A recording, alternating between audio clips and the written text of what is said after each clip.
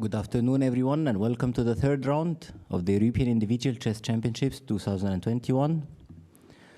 We would just like to remind you about the consumption of food and drinks outside in the refreshment area. Masks are obligatory when you leave the boards. It's up to you to play with the masks where you're seated. When you leave the board, please put your masks on. Good luck, and you may start your clocks.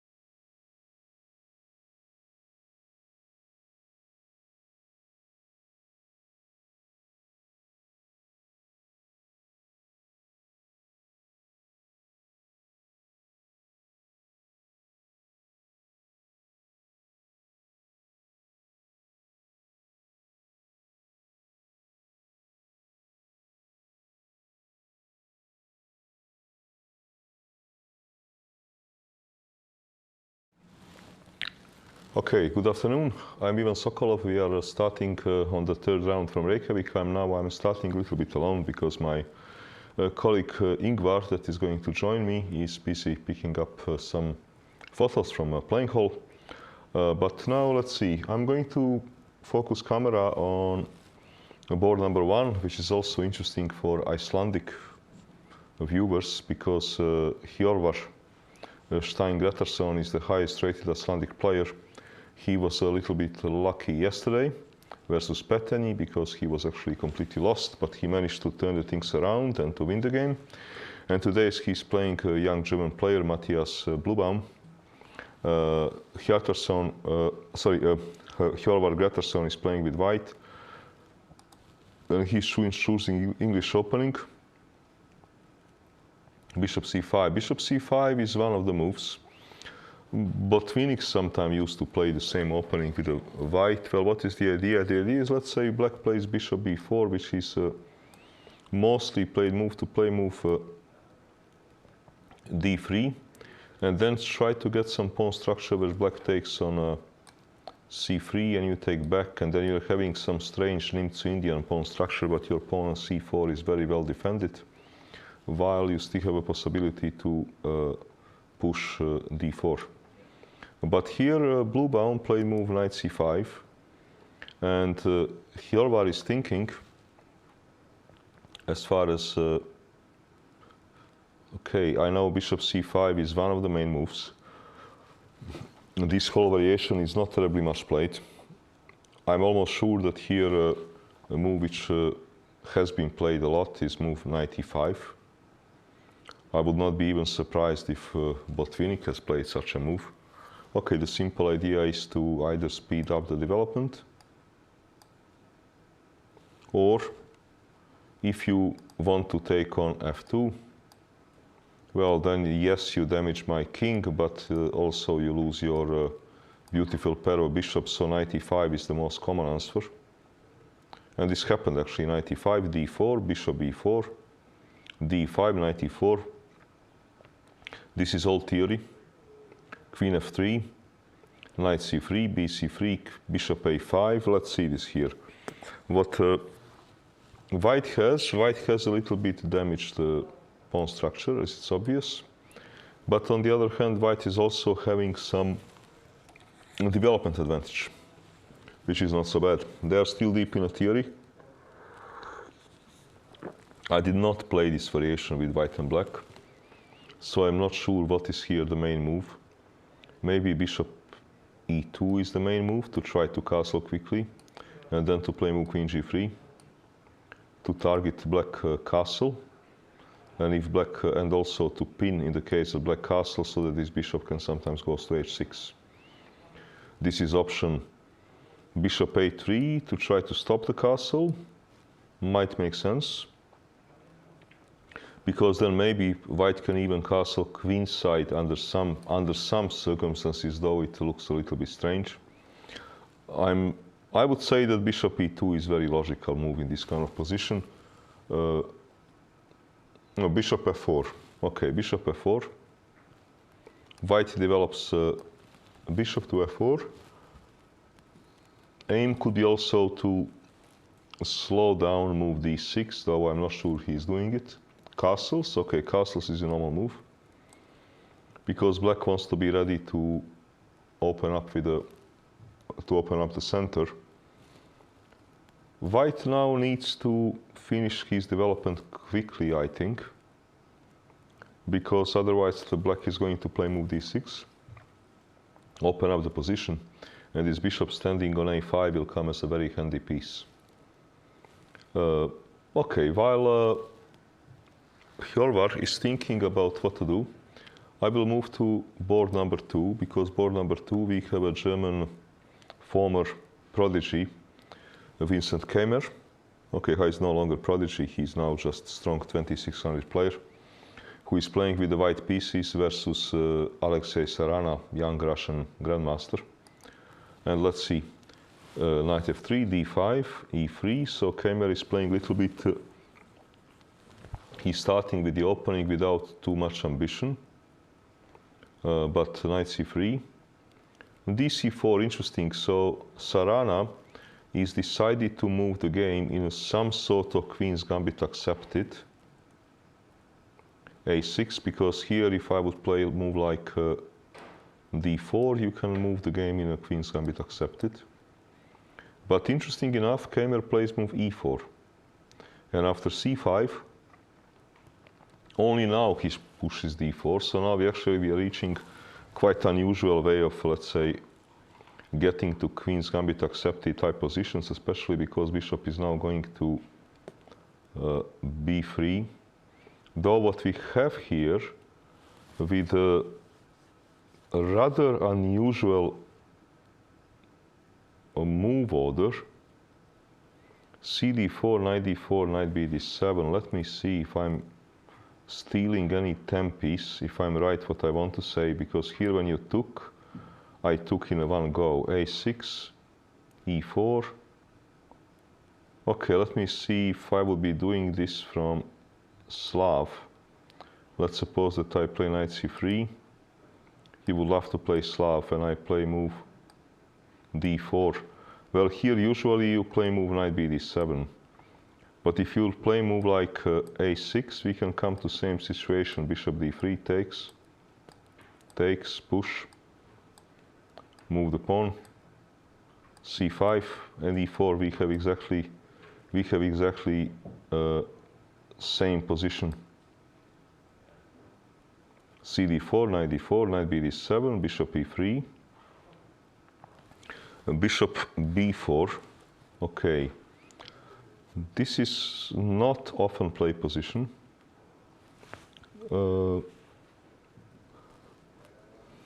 Okay, knight jump to c6 doesn't make any sense because it is jump into nothing. He would just take and play move queen c7. And then I have a problem with my knight, while the pawn is saying as well, so this move will not make any sense. Now let's see the moves which might make sense. Okay, move f3 is certainly candidate move, supporting a pawn, and in the case that this bishop ever develops, I have a beautiful pawn chain. Okay, this is certainly candidate. Let's see what is some other candidate move. I don't know if castle is a candidate move. Because now I do want to play move knight c6. If you play move bishop to b7, I can still close the stuff with f3. And if you want to grab a pawn, okay, I can play move queen to g4 and get a pawn back. I don't think that I should be worried about move like rook g8 because this bishop is still on c8, so this pawn is not threatened. So castles is certainly also a candidate move. To me, f3 and castles, both moves look like the two most logical candidate moves. Let me see if Kramer made a move. No, he did not make a move yet. But this looks to me like the most logical. And this is what I would expect him to do. So, okay, let us go to game 3, which is Donchenko versus Lagarde. So, Donchenko is a young German player. Sorry, Demchenko. So this is a Russian player, Anton Demchenko, playing a French player, Maxime Lagarde. And we have something which is Sicilian. And Lagarde chooses for a dragon. Dragon is not played much, but as far as I know, there is no any kind of refutation or something like this, and they are entering main line the way I see it. The queen d2, it's clan c6, castles. White has here a choice, whether he wants to castle and to allow what we are getting, or to play move bishop c4. Then black can, if I play bishop c4, black cannot play what Lagarde play in this game, but we would get then a different kind of complications. So here castle, d5, main move. Knight c6, takes. And okay, here bishop c4, as far as I know, this is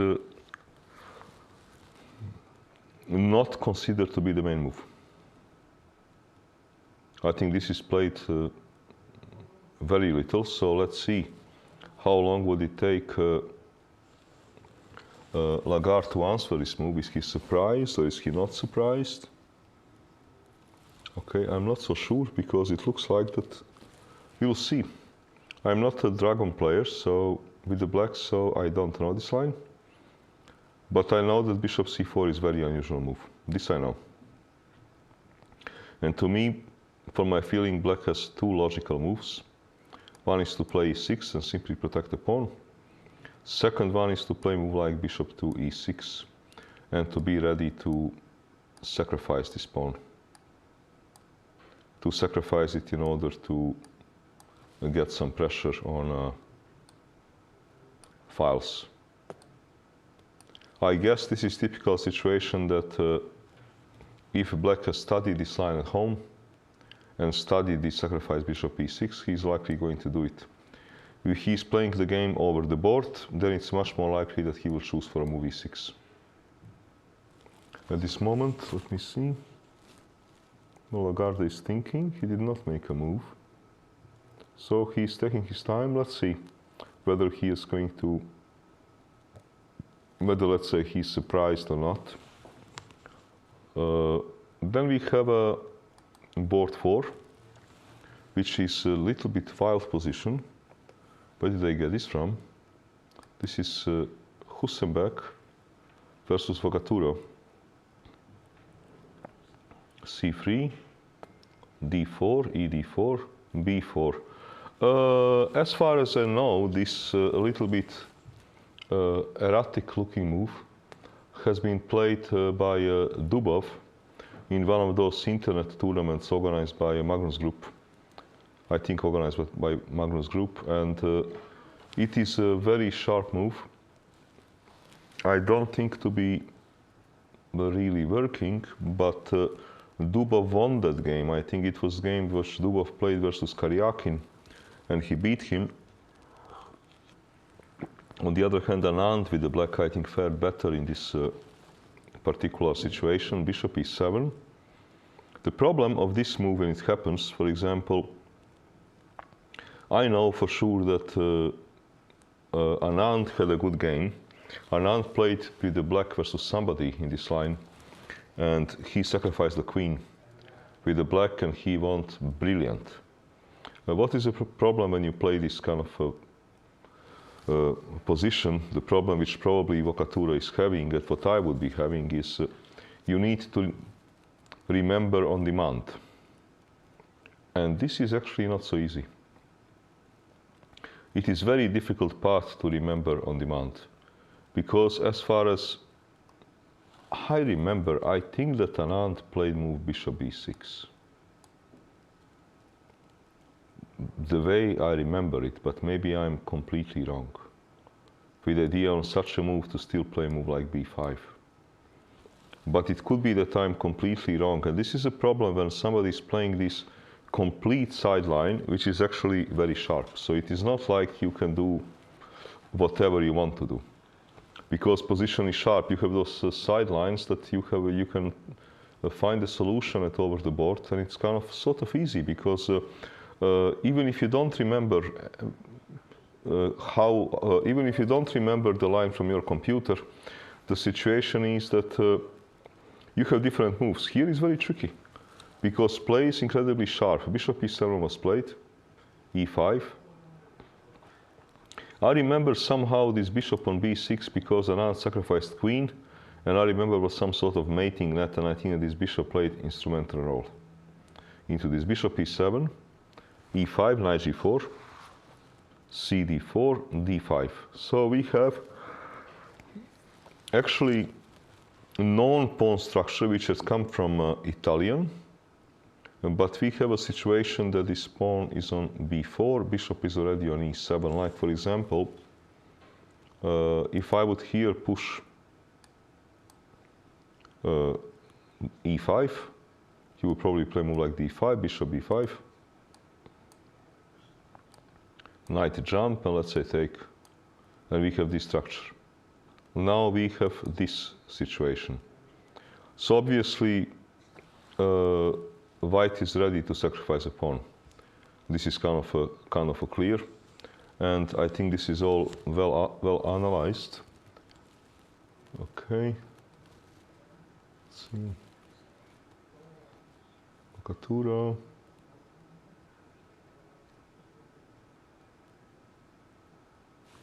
Bocatura actually is doing very well because he didn't take that much time to come up with those moves, because it must have been quite a surprise. So now, okay, let's have a few more games until we come to the top 8 games which are on the cameras. I think this is something which is making sense.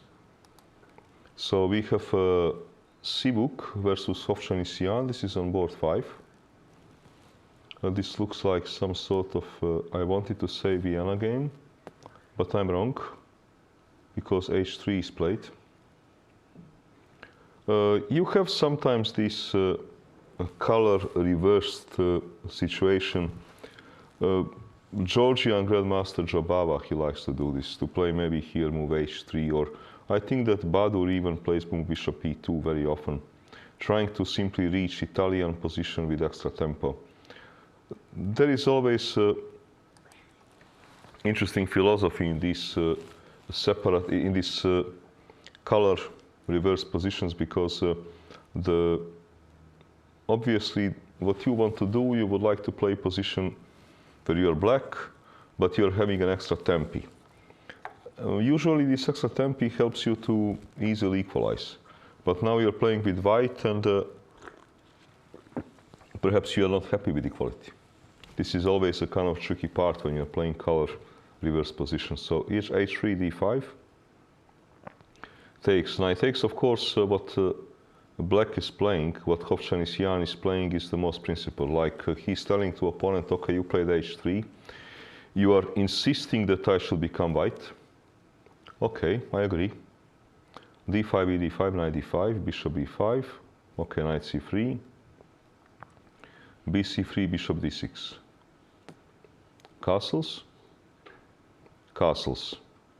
Rook e1. The way why I said it could be Vienna game, because if, let's say here I would have played such a move, this is one of the main lines.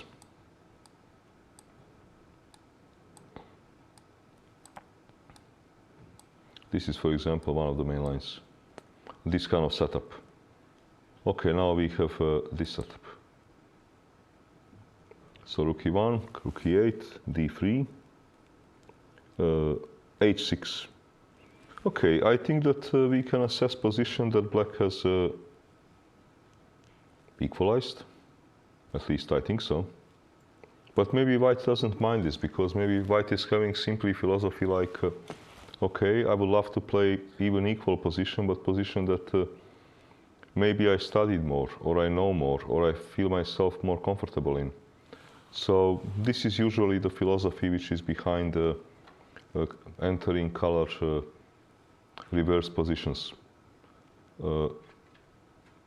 Now let's see the board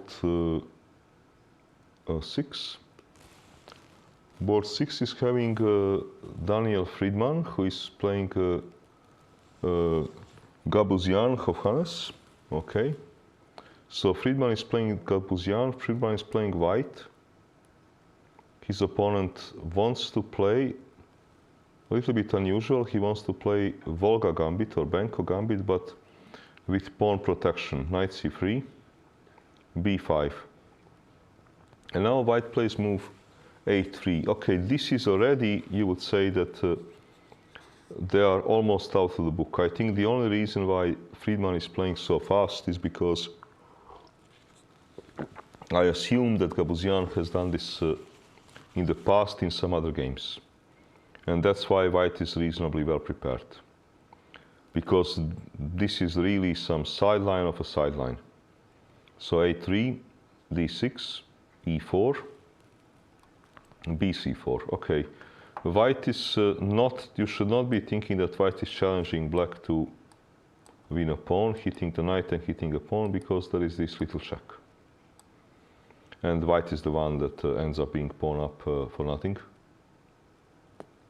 So black took, knight f3, bishop g4. In general, this trade is okay for black. So I'm a little bit surprised that Friedman does not start with the move bishop c4, but he's playing, since he's playing so fast, I assume that he had some preparation built in. Queen a4 check, queen d7, queen c4, probably this is kind of preparation. Move bishop c4 still looks to me like a more logical one, but okay, because in a Volga gambit you are normally better in such positions, but he had his reasons probably. So takes, take on f3, gf3, so pawn structure of white has been damaged, but on the other hand, it is central. He is having these very strong central pawns, even though this is a double pawn. g6, f4, and white is pushing his pawns in center. And now, of course, the question is, for example, if bishop g7, should black be worried about move like e5? This is quite important question. I guess that maybe he should be worried. Because, okay, if he moves the knight, if he doesn't take, one option is bishop to h3, threatening f3, to win a piece. Because there is no tactics, because if I play this, because queen is hanging with a check. Maybe there are also some other moves, for example, h3 to send a knight to h6. So probably e5 is a threat. So that means that black has to find out how to develop in some sort of a different way, which, okay, this is very unusual position. Black is taking his time, but black played very fast so far. So probably he has prepared this, I'm not so sure. Let's see game Svein Ivic, which is on board 7. We have here Slav. Svein is a young German player, Rasmus Svein. And Velimir Ivic is a young Serbian player from Belgrade. Velimir Ivic did very well in this recent FIDE World Cup in Sochi. He did very well, where he, amongst other people, he knocked out Russian star Andreikin. So knight c3, knight f6, e3, bishop f5. This is a little bit unusual variation of Slav, because for many years it was considered, if white is having this move order with a quick knight c3 and e3, that the best for black is to play e6, or if black wants to deviate, then to deviate with the move a6 or maybe g6. Bishop f5 was not considered to be so great, but theory develops and people, they come up with different new things, and computer is helping nowadays a lot in this direction. Many variations which used to be totally unplayable some, I don't know, even 10 years ago, they are fully playable now. So knight c3, e6, and now we have transposed into variation which normally comes with this move order. Knight f3, knight f6, e3, bishop f5, knight c3, e6. This is normally what happens. And here there are various moves, but knight h4 is a main move, and this is a move which is played. Black here has three main moves: bishop g6, bishop g4, or bishop e4, with idea on f3 to play move bishop g6. So like, okay, I don't mind losing this bishop, but I think that it is in my advantage pawn to be on f3 rather than to be on f2. White will take a bishop pair, but he is not in a hurry to take it immediately. So bishop d2, bishop e7, and now comes knight g6, a6, queen c2, and a5. Usually what white wants to do, white in these positions are often castling queenside, or sometimes even holding king in the center for a very long time. White is hoping to, at some moment, play in the center, to open up a position for his bishops. As far as I know, this is not so much played, this whole stuff. And, okay, let me see if they are still playing. Svein is thinking, so okay, then we are going to move to another board. We will move to game which is 8 board, and this is what we have on our, let's say, cameras, and we will stick with those games for quite some time. And this is game between Jasper Schibo and Viktor Erdos from Hungary. White wants to play Reti, and black wants to play some kind of King's Indian type of opening, castles, and finally we get a Grunfeld. C4, C6, and here white is going for relatively unambitious exchange variation, but it's not so silly, because this kind of variation, it is always, when you play these completely symmetrical positions, advantage of a move, tempo advantage, sort of matters. And here knight g4 is played by black. For example, if e6, knight c3, knight c6, you would be getting position which was played many times in a World Championship match between Karpov and Kasparov. They played many times this particular kind of position. As far as I know, Karpov did not manage to win a single game. Here, knight e5, knight g4, bishop f4, knight c6. Okay, this knight now needs to do something, so take, h3. It has to be noticed that this pawn weakness is of rather academic, for a long time anyhow, will be on rather academic natures, because it is not so easy to attack this c6 pawn. It takes time. While c6 pawn is having some duty, it is protecting a d5 pawn. So like, for example, if you play move h3, which is now played, I think that black is thinking, because he is considering to come back, but he is certainly also considering another candidate move, which could be to push e5. Such a move would not be possible if pawn would not be on c6, because it would be hanging. So this is one of the advantages of this pawn on c6. It is not exactly only a weakness, because it is not so easy to attack it. It takes time. While it is supporting a central pawn and you are ready to do a central pawn break, and I think that Erdos, he is most likely here on move h3.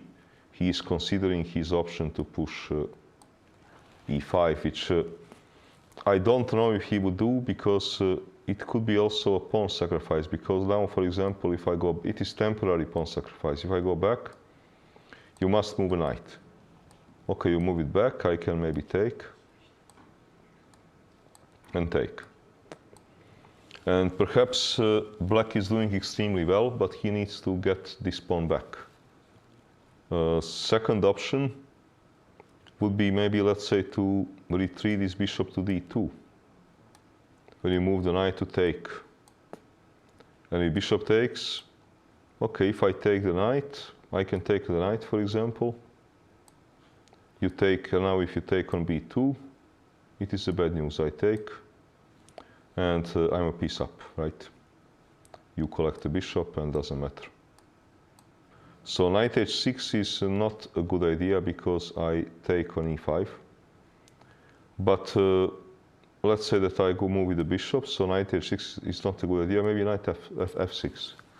I can still take, knight e7, and probably f4. We're trying to hang on to my pawn. I think that this is what he is considering, because on e5, I think that the bishop move is necessary, and then this pawn is going to fall, which black is going to have a trouble to get back. And he pushed e5. Okay, this happened in a game. And I think this bishop will move, because this is for sure great for black. And this is for sure great for black too, because this pawn is hanging. So I assume this bishop will move. I only don't know exactly where. Logical would be c1. If not c1, maybe d2. Those two moves, one of those two moves I expect him to play.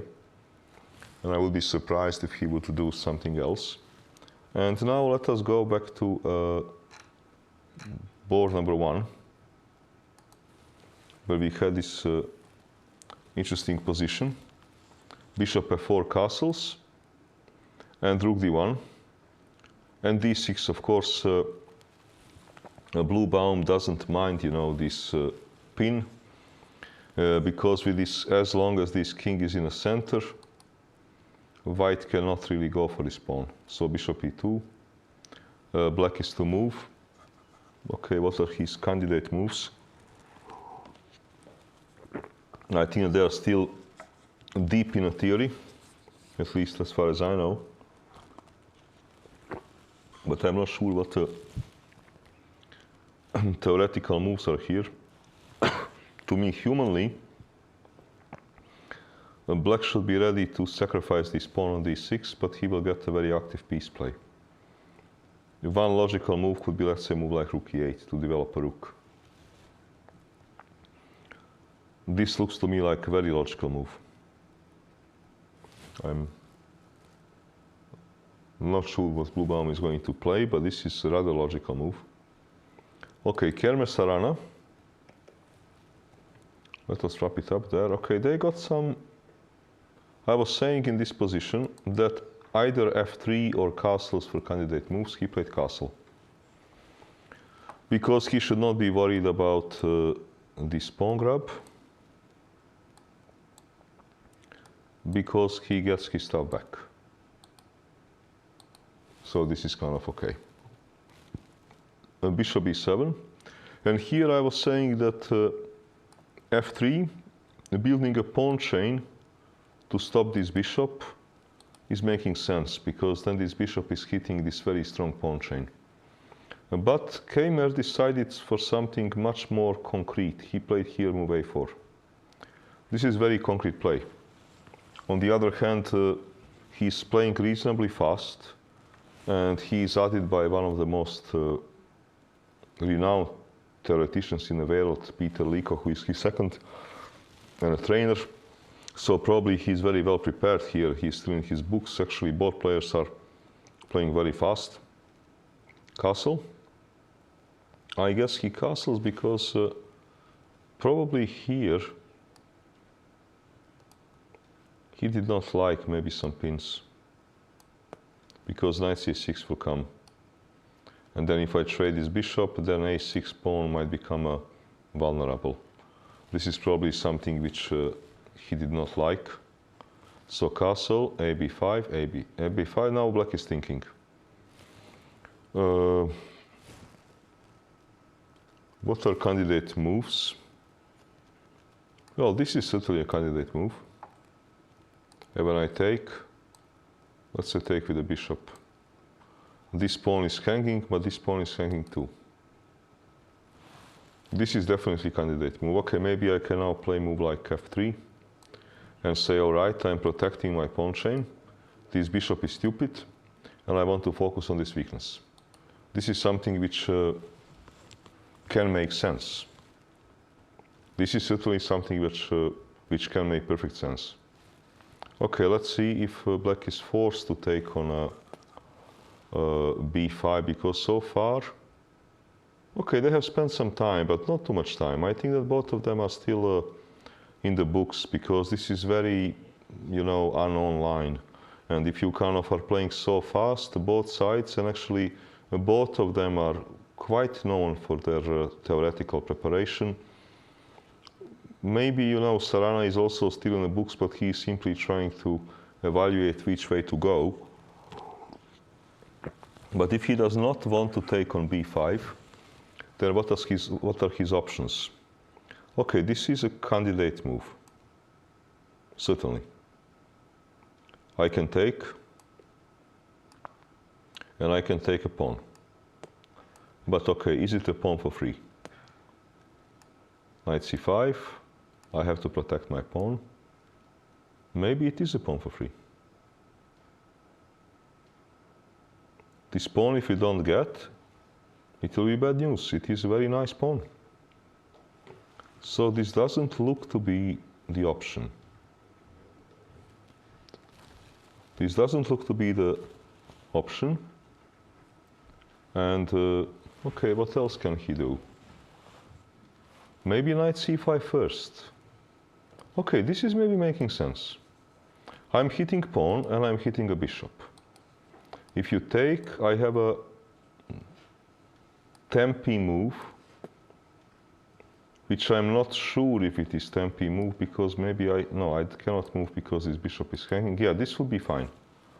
But then the question is, what happens if I just protect? I would love to build this pawn chain to limit this bishop on b7. If I can do that, I'm quite happy with my position. And now, for example, takes, because I guess I have also another option. I can maybe just jump.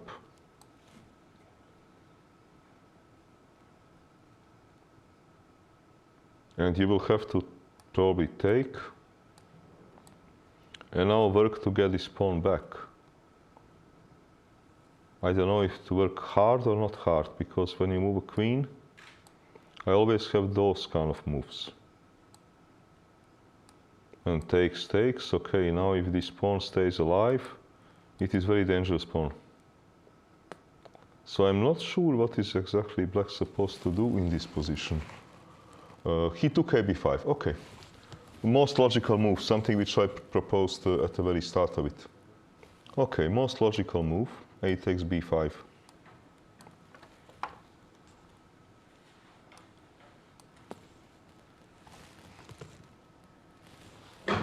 What is normal thing for white to do? To me, move like f3, unless there is some computer preparation or something like this, to me, move like f3 looks like a no-brainer. I protect my beautiful central pawn, I limit this bishop, and pawn on b5 remains something for black to worry about. Only thing I will first take on a8, because I'm not sure he can take by queen, because if he takes by queen, okay, play f3. Black needs maybe to worry about some checks at some stage, and then bishop takes because this knight is vulnerable. So he's more likely to take with the bishop, and then still f3. And okay, this pawn is a target. Also for white, which looks to me here as a good news, black does not have much counterplay. So I think those are kind of type of positions that black may equalize, or he may not. And I think that I get somebody that is going to share my time here, my destiny. Yes. Ingvar, very good that you arrived, because, you know, I'm talking to myself already 45 minutes and this is not much fun. So I'm very happy that you have arrived. We are following game on board number 2 between Vincent Keimer and Alexei Sarana, and they got into this position. Is my sound okay? Okay, they got into this position. White is to move. And I'm kind of wondering what happens if I just take a rook. And I'm not sure what is the best way to recapture, but it looks to me to recapture with the bishop to make more sense. I don't know. Yeah. You probably don't need because an extra piece on the diagonal. And now when I defend this pawn, and I have built this pawn chain to limit this bishop, so this bishop looks like very big pawn on a8. Mm-hmm. Okay, how you gonna defend this this pawn? I don't see it right now. Because look, to take with the queen is having one logic. Then I move f3, you can take. And okay, now you can, let's say, defend this pawn. Yeah. But with a pair of bishops, white should be better. Okay, how much better? I don't know. I have no idea how much better. But should be better. This position, I would be very surprised if this position is equal. Slightly better for white, at least. It must be better for white. And also, what is good news for white is that you are here really playing for two results. Yeah. Because for black to lose, it is not so difficult. And for white to lose, something dramatic will need to happen. Exactly. So let's see. Okay, we will. I guess that maybe for the first time, actually, white player is out of the book. Because he's taking his time, so what can easily be the case. So has Keimer been playing really fast up to this moment? Up to this moment, yes. So what it can be the case is that, maybe here, instead of a takes b5, this is often the situation, the main, let's say, computer move is something else. And you're a bit better. And a takes b5, let's suppose that in this position, the best play for black is leading computer language to like, I don't know, 0.4. Okay, this is normally what you remember, because you cannot remember exactly everything. And then you kind of know that any other line you are supposed to be better. And you will try to figure out how much better. Yeah. And this can be easily, for example, that this is line number 2. And that now that, for example, that he knows, okay, I'm supposed to get to, I don't know, 0.8, 0.9, but how am I supposed to do that? Yeah, exactly. This is what easily can be the case. Okay, we would leave him with, he's either trying to solve over the board the situation or trying to remember whatever he's trying to do. Yeah. Let me go back to what's happening in Hjörvar game. Okay, Hjörvar is going to this line which I don't fully, understand. This is this English where you have this more space, but okay, you have a little bit damaged pawns, bad structure. As far as I know, this line is considered to be drawish. Maybe white sitting on a slightly better side of a draw, but because of these weak pawns. And so far, okay, both of them taking some time, but not too much. Okay, board number 3. Demchenko, okay, because here I was discussing this position, and I said that bishop c4 is a very unusual move. Okay, it was a dragon, right? Yes, but bishop c4 is not a common move. Ah, right there, okay. Yes. Yeah. And here you can see that Lagarde has spent 30 minutes to play a move bishop e6. He seems like a very booked up player. Yeah, but here he spent 30 minutes. Yeah. And you saw yesterday he basically spent no time on the game against Vlasnik. Yeah, but Vlasnik, okay. He messed up. Sorry to say, he played well. Okay, was not really. Let's forget about this. No, but here I made actually wrong comment, because I said that if he is prepared, that he will probably play move bishop e6 very quickly. Why? Because it's a pawn sacrifice. And if he is not prepared, that then human reaction is to play move e6. Not to bother to sacrifice pawn and to enter some computer analysis. Exactly. Because e6 also looks like a decent move. Actually, he can spend a lot of time, 30 minutes, and playing bishop e6, which is a pawn sacrifice, if white wants to do it, so I don't know. So that means that either he did analyze well, he was already sacrificing a pawn. It's a well-known line, right, with t5 already. Yes, but in this case, this would be really a bit different. Yeah. So I guess here that one logical move is to grab a pawn and to say, okay, show me. Show me. Maybe bishop b3 is a logical move, because if you take, you're going to get horrible pawns. But you're not forced to take, obviously. You can make some other move, because you can say, well, if you didn't take my pawn immediately, why would you take it again? It's interesting that Demchenko is taking his time here, because in this position, black has two logical legal moves. This is bishop e6 to sacrifice the pawn, or e6 to protect it. There are no other kind of, let's say, sensible moves here. So, okay, bishop e6. Did he take? No, he played bishop e6. That's the current position. Okay, he's still thinking. Okay, then we will move to Kusenberg, Bokatura.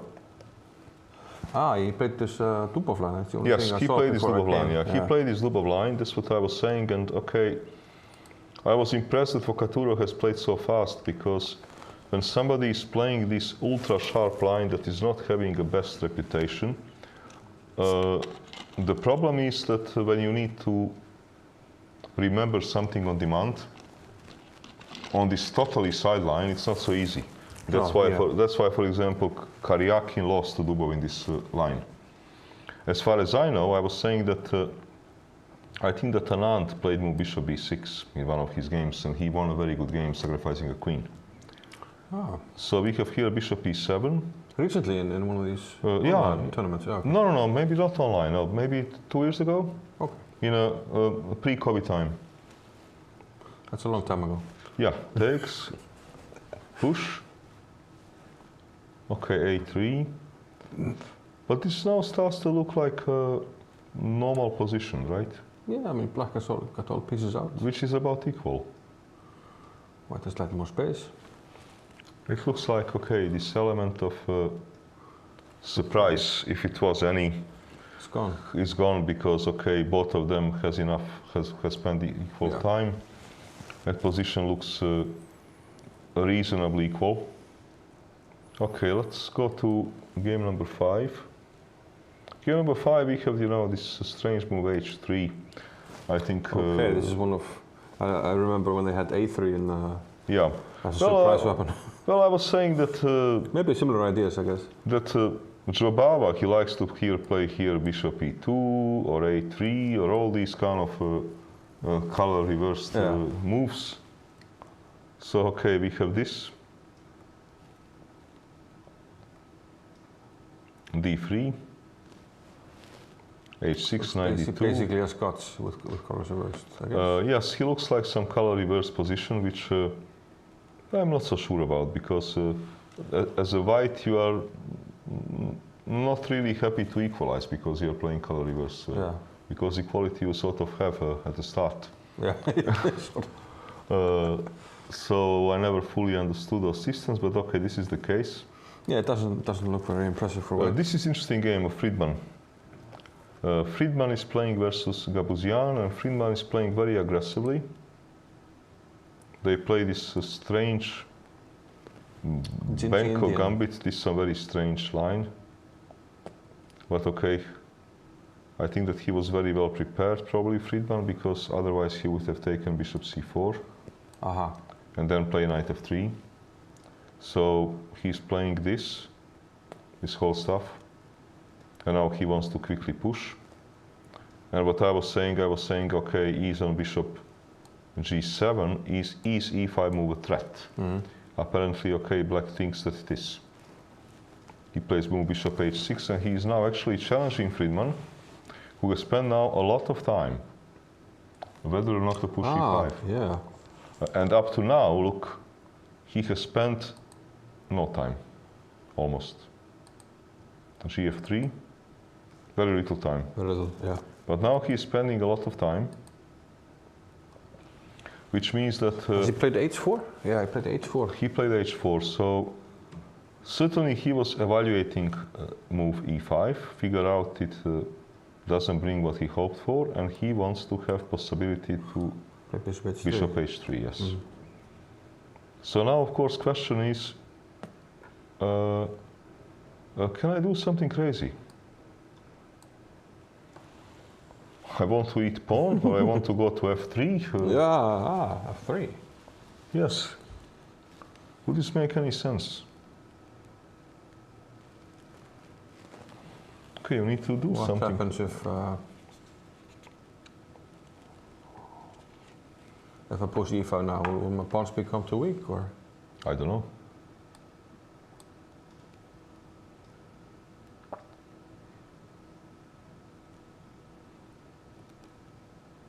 I guess I'm happy if you take and you trade queens. This is one possibility, but what happens if I'm greedy? Very greedy. Yes. You know, greed is sometimes good. It is not always bad. It's considered a sin. It's one of the sins in the Seven Deadly Chess Sins by Jonathan Rosen, I think. Yes, but Wolf of Wall Street said greed is good. So Maybe Bishop E2, yeah? You have to evaluate if you trust the capitalists or the intellectuals. I think that capitalists normally win. Bishop E2, yeah? Okay. Yeah, then you Okay. don't have queen, maybe queen G2. Queen Is it too G2 and much? rook goes. Yeah, it is too much. It is probably too much. So, okay.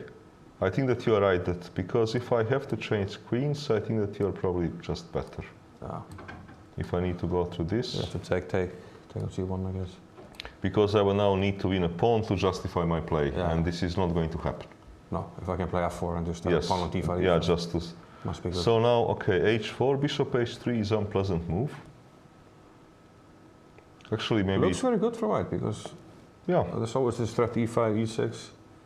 I agree. You don't have anything to push the queen away, even knight D7, Can B6. make a move? Takes time. No, back to thinking. Yeah, maybe H4 is simply a very strong move. Yeah. Well, look, I can try to make this... no, but this preemptive move doesn't make too much sense. Knight H5. Yeah, because you have many ways You to play react. E5 anyway. You can even start with Bishop H3. Yeah. And then you can even play it, you know, very conservatively. You can play with E5, but you can also, if I want to stop you, maybe you can even play a very conservative move. Mm-hmm. Keep the center, maybe Bishop D2, Bishop C3. It looks quite nice. Yeah. Actually, I think that Friedman has quite a nice position. Okay, let's say Svein Ivic. We are here having this Queen C2 A5. I was saying that white is sometimes castling or playing King F2. Okay, here he plays more King F2. A5, is this I don't think some new it's, stuff? I don't think it's played too much. So knight BD7. People used to play this a G3. lot after Auruk. We had these books for white, these systems. Aha. Yeah, he was. He did publish at some stage a lot of books. Yeah. G5, and here he took. Okay, this is interesting decision. Because this decision you normally do with white when you plan to quickly push E4, which here I'm not so sure you can do. Though I do not see immediate punishment, but I don't think he will do this. Looks dodgy with the king there, but Yeah, like because- you said, maybe no punishment. Yeah, but Queen B6 is perhaps unpleasant. Ah, yeah. Take or immediately, it doesn't matter. This can be unpleasant, or maybe first to take. Okay, let's say take. And then queen B6. Yeah, this is annoying. You can't play bishop E3 because knight There's a E4. check, and this pawn is saying, but then I don't know why did he take this so fast. CD5, ED5. And Svein is taking a lot of time. Okay, he can obviously move his king, Mm-hmm. because nothing is happening here. But then normally what black does, Normally you're playing the king to G2 because there's some threat on the diagonal Yeah, of but the black- queen and the bishop, but there's normally nothing. tries to improve the knight, Mm-hmm. which you cannot so easily do if I do not hurry by taking on D5. Ah, yeah, you don't give him Yeah. E6. Yes, so normally speaking, you are trying to time this C takes D5 very well. This is what normally you try to do. Okay, they have this position, and he didn't make any move. C takes d5, E takes d5, bishop e2. He played bishop e2, so he's trying to play quiet, keeping this king where it is. Okay, for the black is now question, where does he want to castle? Or he would, or he would keep this king in the center for a while, because you do not really want to castle, kingside immediately, because I will play king g2 and h4. h4, and you use the h4. Yes. Okay, to castle queenside is out of question. Yeah, both sides, have weaknesses. Okay, maybe to... So if you ask me which one is better, I'm not sure. Maybe to probably kingside, or just keep it. to keep it for a while. Yeah. Maybe just bring a knight to e6. Keep it for a while, bring knight to e6. Maybe this is what he will do. So bishop e2. Okay, and he's taking his time.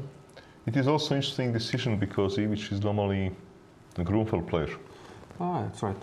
So this is a kind of, let's say, new approach from his regular openings. Okay, Shibo is playing versus Erdos, and we were discussing here as to whether e5 is a good move, because I said, well, this is a pawn sacrifice. Yeah. This is in its essence a pawn sacrifice. But okay, Erdos thinks this to be good, and based on time consumption, this is over the board sacrifice. Yeah. But maybe it's a good one, because, okay, if I take, it is no longer a pawn sacrifice, because those two guys are hanging. Yeah. So you cannot protect it because this hangs. Okay, e5 is hanging. Would queen c2 make sense? Why not? Because look, since I gave you this and I came back, if I cannot remain a pawn up, then black is doing very well. Yeah. So I have to try to remain a pawn up. And queen c2 is a step in this direction. Okay, you attack c6, and maybe some positions you can get greedy on e4, maybe. But I like black. Let's say takes. And now you can choose what you want to take, but I think that I should get compensation. If I play queen c2? Either way. You play queen c6, sure, okay. Sure. You can take even another pawn. Let's say... flick in rook c8 maybe? Well, rook c8 has maybe small problem that now I have to sacrifice another pawn. Yeah. With a6 to save a piece, which maybe I don't mind. Which maybe I don't mind at all. Because how are we going to develop? This is hanging. This is coming, maybe. Yeah, looks like great compensation. It is very active position. King h2, you might actually play queen h4. This is nice, yeah. This is this beautiful coffee house move. Though then, of course, the majority of people would play some move like king g2 in order to stop your... in order to stop my coffee house plan. Yes, but on the other hand, okay, here you can only play this move. If you take by bishop, this is hanging. Yeah. If you take by pawn, queen d5, I could see that you're getting very enthusiastic about black's cause. So I'm not so sure what is white going to do here. Because taking another pawn, okay, he can do this, but this can lead to opening catastrophe. And if he doesn't want to take this pawn, okay, then he has nothing.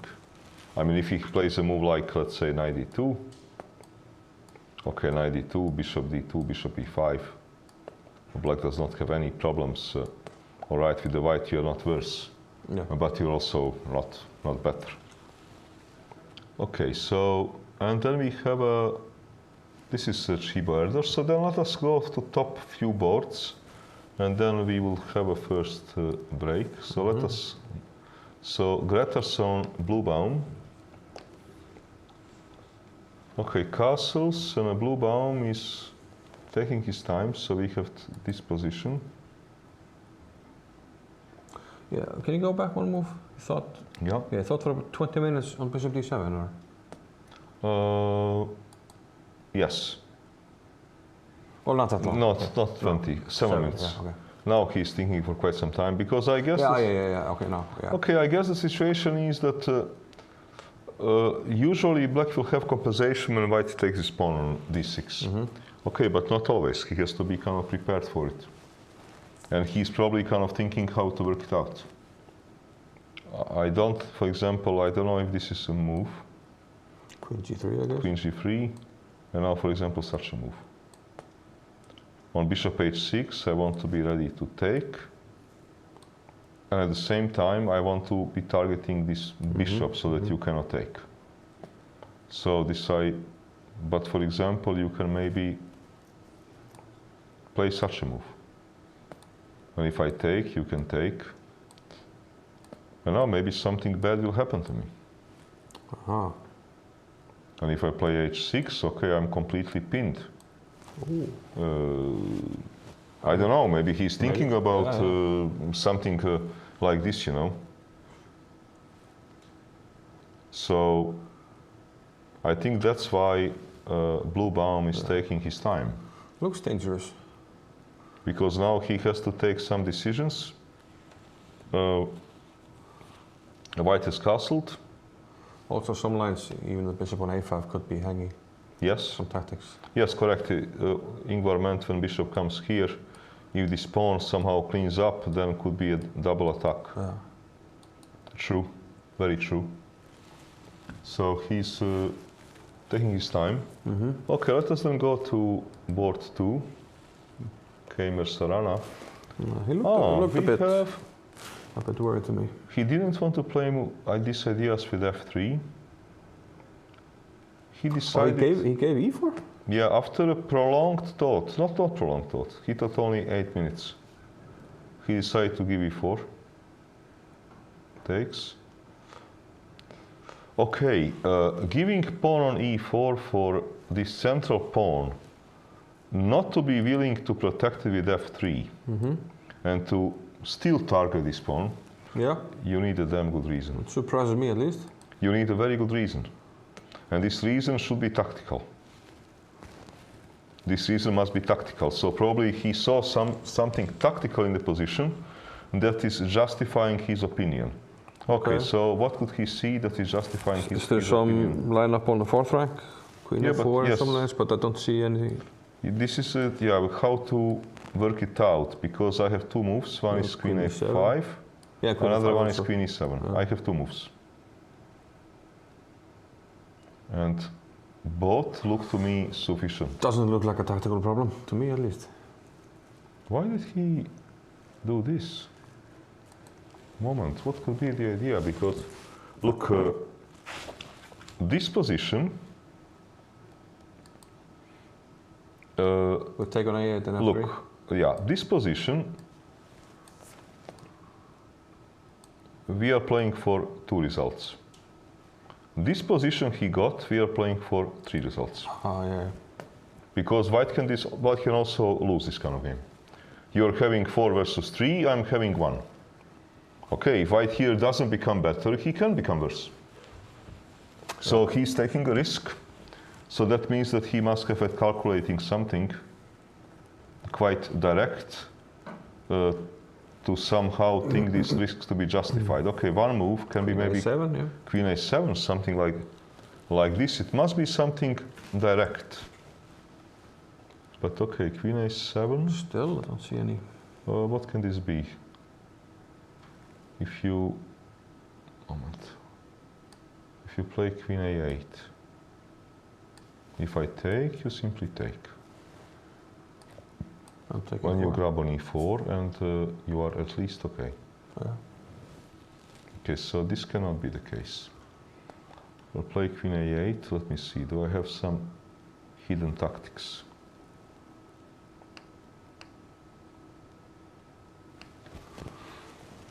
Hidden tactics. Okay, maybe it takes. Rook takes is logical. Takes. Knight c7.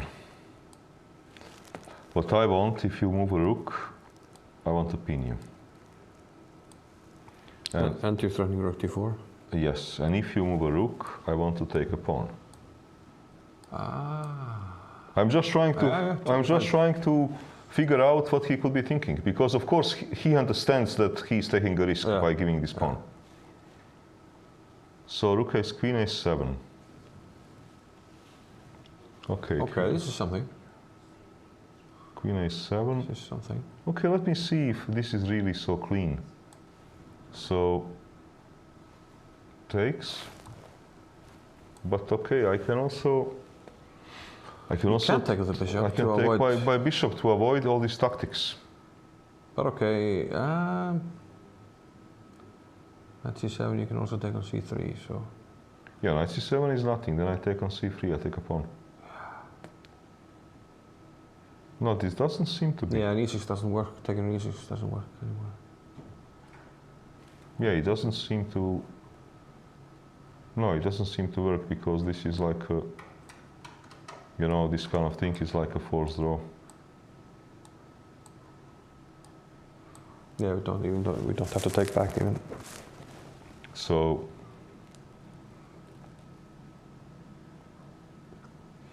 Okay, do we have a move? Nope, knight takes e4. Okay, knight takes c4, he expected, obviously, because what else? Obviously that he would take a pawn and he would take it by knight. This is a no-brainer. But, okay. One idea is maybe to start off with rook d1. with rook d1. And I want to combine two plans. One is d-file, one is queen a7 to get you from this side. Mm-hmm. This can make a sense.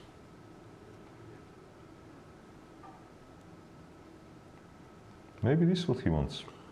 Yeah. Okay, this looks logical. This looks quite logical. Because how do you get out of this pin?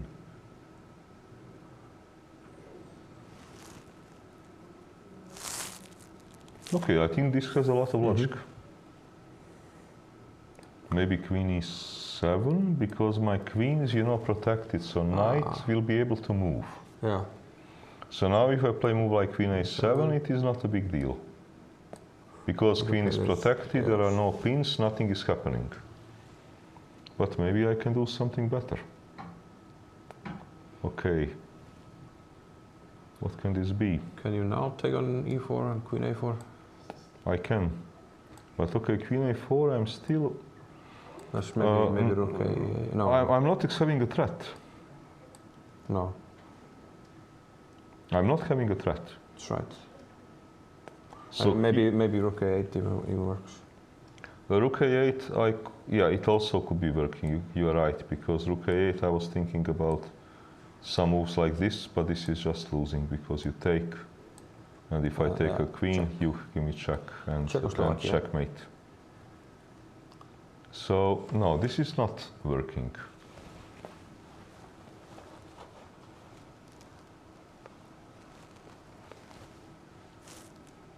Okay, obviously white is having something in mind, but it is not clear to me what.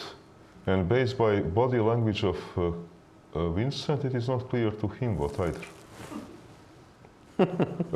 Doesn't look like it.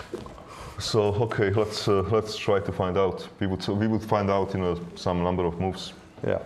Okay. Let us update a little bit on your countryman. Okay, we are getting. He took on e5. He took on e5, bishop e5. Okay, all right, it is logical because, you know, blue bound, he wants to clean up. He doesn't want to sacrifice a pawn. He wants to clean up, but he still needs to clean up this mess of those, you know, hanging pieces. Hanging piece and then the pen piece. Yeah.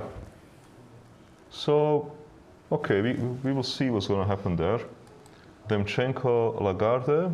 It happened bishop b3, but I said that may happen, and he played move queen c7. Okay. Yeah, now if he takes a pawn, it will be compensation for sure. So here, what do I have as a candidate moves? Okay, king b1 is a candidate because it's always useful move. Bishop d4 is maybe candidate to be ready to take and to maybe grab a pawn. Those two moves looks to me like normal candidates. Maybe, you know, this typical dragon move is a candidate. Because if you play some move like this, maybe I can push. And if you take, you're going to lose material. Because queen does not have a square, and it will cost you a piece. Yeah. So, okay, those are kind of, let's say, logical dragon moves in this kind of position. Okay, Demchenko is thinking. But do we need h4 though? I mean, can we not go e5 immediately with the same idea, or is it not? Let's see. I don't know. But, well, I wanted actually to play h4 because when you move a knight, I'm quicker with attack. Yeah. And this was the basic idea, but maybe I can. Okay, if you. But maybe it doesn't make sense with all the pressure to release it. Okay, you can. If knight moves. On one hand, I'm not sure if you want that, but on the other hand, this pawn can never move because this is hanging. If black had the pawn on e6, he could put c5. It would be bad. Yeah. But the bishop on e6 is a little bit funny, maybe. No, because you cannot take by queen. I think that this will end bad because you move. I can even play this move now. Ah, yeah. That's a difference, though. Or I can send your queen. immediately. If I send your queen, I don't know. I find hard to believe that this can all work well. Okay, those are just. This is a very complicated position. I would expect White to spend quite some time here, decided as to his course of action. Okay, Vocatura's game. Yeah, we had this wild opening, and now we have this reasonably balanced position. Okay, Sivuk Hovšannisyan. Yeah, this was this color reversed. Yeah. Okay, I think that it's safe to say that Hovšannisyan has become white. Yeah, he must be. But maybe he doesn't have advantage. I think this is sort of a fair assessment of the position. And okay, then Friedman, Gabuzian. We were thinking that Friedman was having promising position. It happened. Knight h5, bishop h3. Yeah. It happened. And I think that he does have a very promising position. I think that Friedman has very promising position. I like his game very much. Svein Ivic.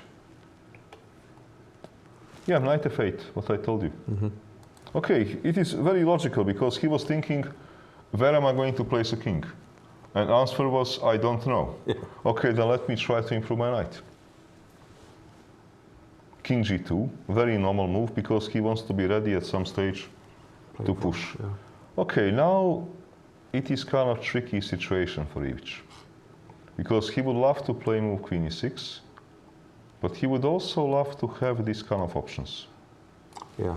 And it will be difficult to have both.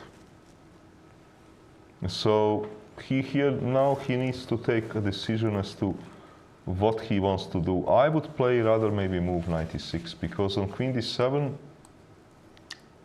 I am not sure if I play this what happens. I mean, can I take advantage of this? Because maybe I can even move the bishops and be ready to push. It's unusual, but maybe it's just keeps control. Because your queen on d7, you also are a little bit under some tempes. So maybe the bishop is even better enough to protect d4. I have never played this position with white, but I did play this position with black. And my experience is that somehow this king looks a bit strange and shaky, but it is very difficult to prove it in a practice this to be the case. because somehow you have this army of pawns in front of yourself, you have bishop pair, and white situation is quite stable. They have both now, they caught up on time.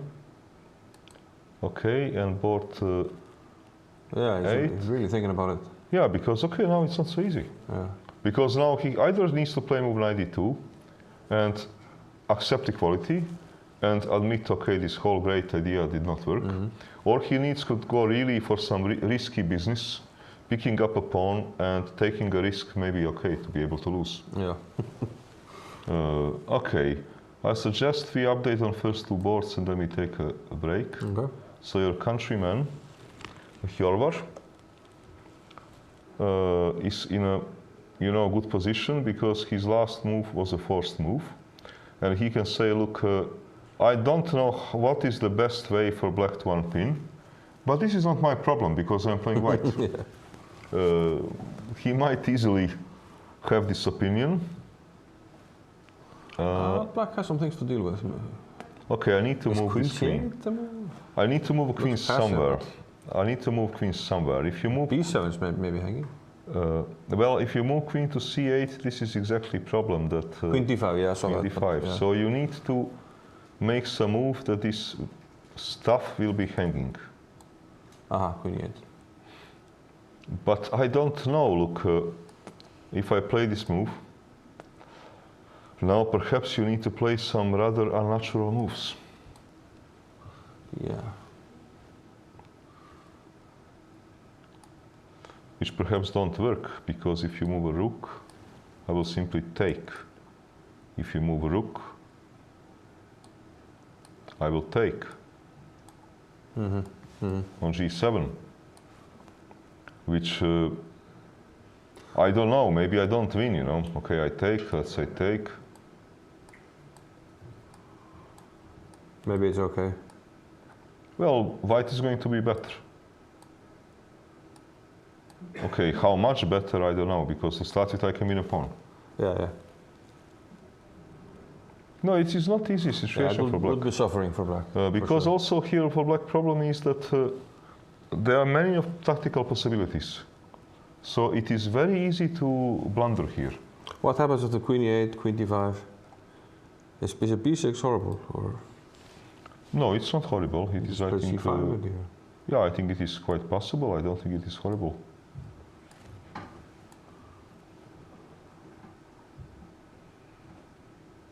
No, bishop b6 is certainly not horrible.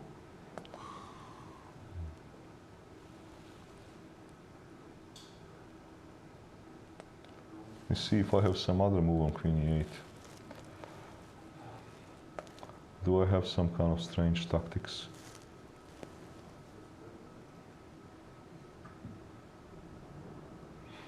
You know what I maybe have? Maybe I can just take it. I was trying to find some idea there. Well, I want to checkmate you. It is very simple. Ah, Or to get my stuff back. yeah. Maybe it doesn't work, but okay, Blue Baum has to calculate all this kind of stuff. But This is to get completely crazy. maybe it does work. And it might even work. I mean, at least if you just get a5, So perhaps, we're up on pawn. so perhaps you should do the same idea with queen e7. Then I cannot do that. Then you cover g5. You cover g5. Okay. This could be right. What's the difference then on queen d5? But for example, here I have some stuff. For example, I can play this move. This move doesn't seem to work. You would need to play f6, I will take a bishop, and I will be pawn up at least. Aha, yeah. Okay, move like this. I'm going to threaten a famous Lasker double bishop sacrifice. Does it work? Uh, Probably. Looks like it. No, black can get here.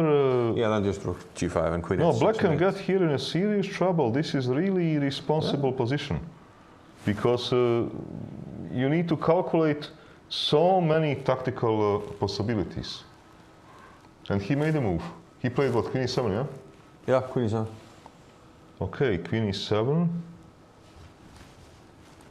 Okay, this is a candidate. This is candidate move for sure. Let me see. And if, yeah, bishop b6, same thing. Bishop b6, bishop d3 maybe. No, there are some tricks, you know. If bishop b6. No, there are some tricks. For black? Yeah, there are some tricks, of course. But I also have some tricks. I can take and go back with rook. Okay, you can take. Go back by rook, maybe rook e8. But all right, it would be at least a pawn. I can take and bishop d3. You cannot recapture. So let's see, what is he going to do? Because rook d5 is the most straightforward move. Okay, I just want to save the bishop, bishop b6. So you really want to have a threat. You really want to come in a books, you know, bishop d3, I want to with this Lasker sacrifice. Okay, let me see now. If I play bishop d3, or moment. Okay, let me play bishop d3. If you really want to be a hero. Okay. And let's say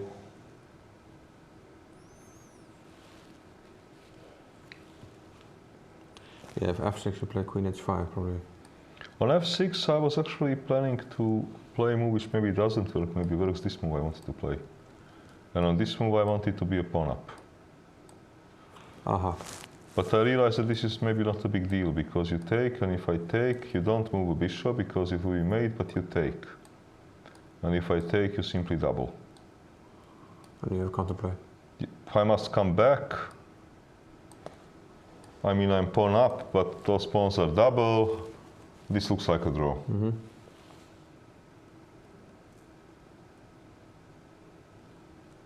It's probably a position where they both will spend some time, because it could be critical, right? I would say this is probably a position where computer will be very strong. Yes. I will put my money. I will put my money on Stockfish. Okay. No, but look, there are so many moves here. There are really many moves. This is one move, but okay, maybe Hjorvar can also just move a bishop. Yeah. And continue playing for attack. There are many possibilities. The way I see is that, body language, he understands that he has some sort of shots, and he's trying to figure out how to do it. Okay, let us just see the game between Kemer and Sarana, and then we will have a break. Get some energy before... Yes. No, he's still thinking. No, he's still thinking. So this implies to me that whatever he was calculating with knight db5, because he had a safe solution of taking a rook and playing f3 and be slightly better. Whatever he was calculating, he saw something which he initially did not see. Yeah. How serious this is, I don't know. I have no idea. Otherwise, he probably would have played this idea already. Yeah, he would not have been spending like 30 minutes. Okay, let us have a break of like 15 minutes and then we come back. Okay.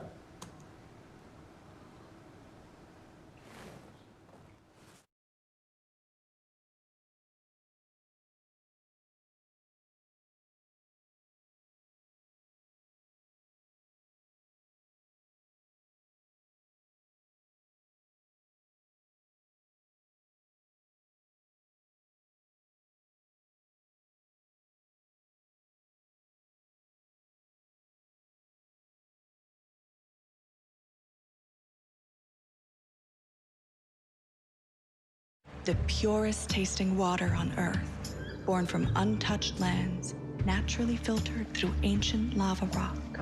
You are what you drink. Be a force of nature. Icelandic Glacial.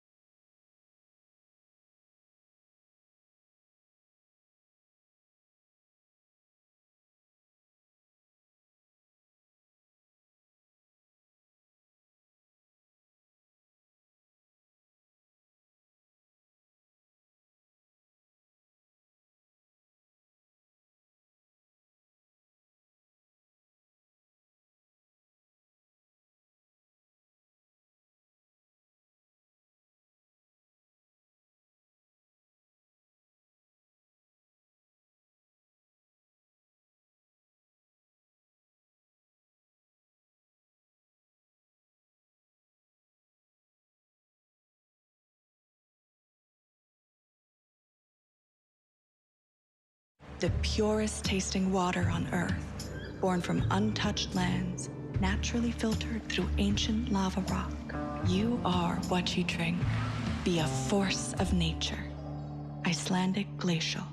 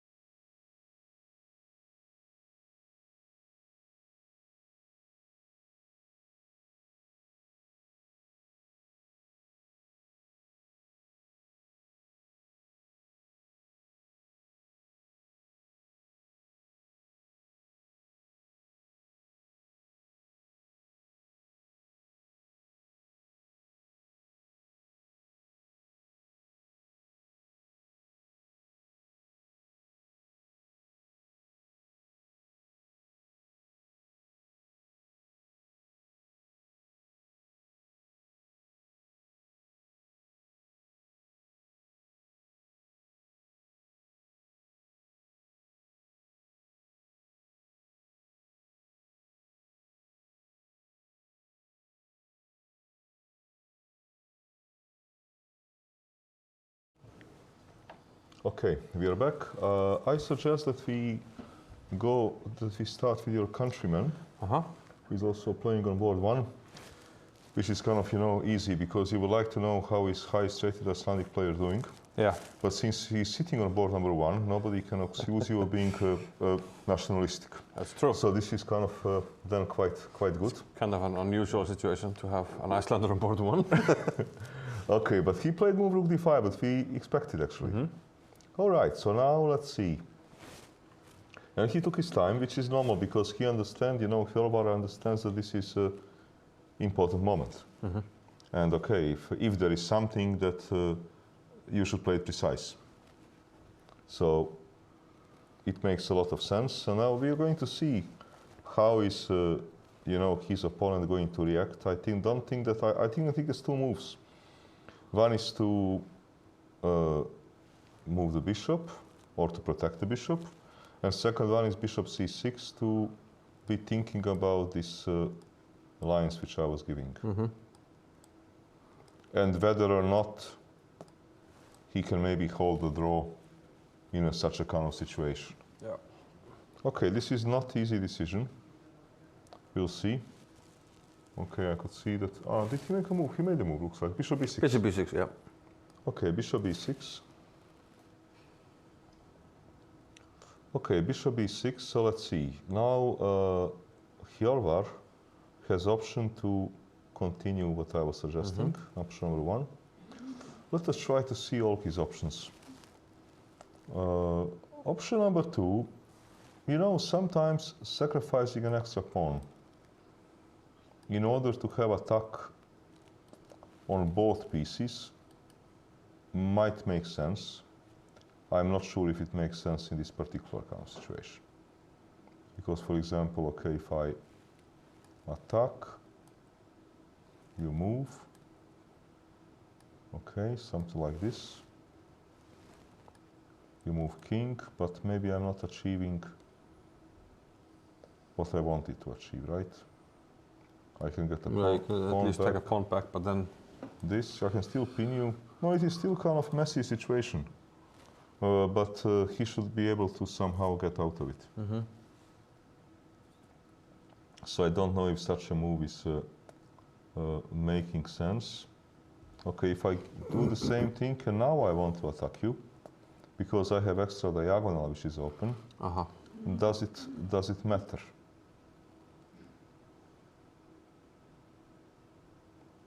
What about bishop c6 now?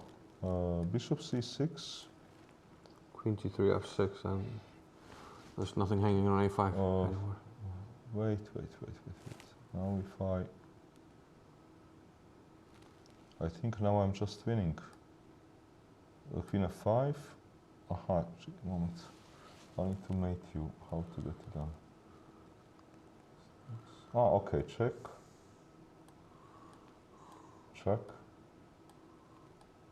Takes. Bishop takes. And bye-bye. It was nice meeting you. Yeah. Can I play f6, queen? No, can I play f6? Queen h8? No, I can't. You can, but this is not good. No, I don't need to mate you. I'm happy enough to be you're material. exchange up. Nobody says in the rules that the game must finish by mate. No, you must try to mate. This is not according to the rules. So this is not working. So then what is working? How do you stop my mating attack? Now let me put you in a situation of blue bound. So now you see how is it for him. Yeah. I mean, f5 just looks so ugly. F5 looks very ugly. I don't know whether it is good or bad, but it looks ugly. I agree with you. F5 looks very ugly, but maybe it is not a bad move.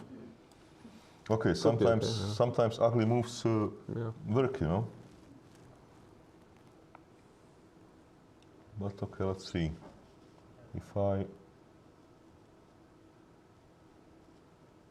Let's say I move queen to target the bishop, but maybe bishop d6. And you will give something back and probably survive. Okay. Yeah, probably. And okay, then let me start with a So bishop maybe d3. bishop d3.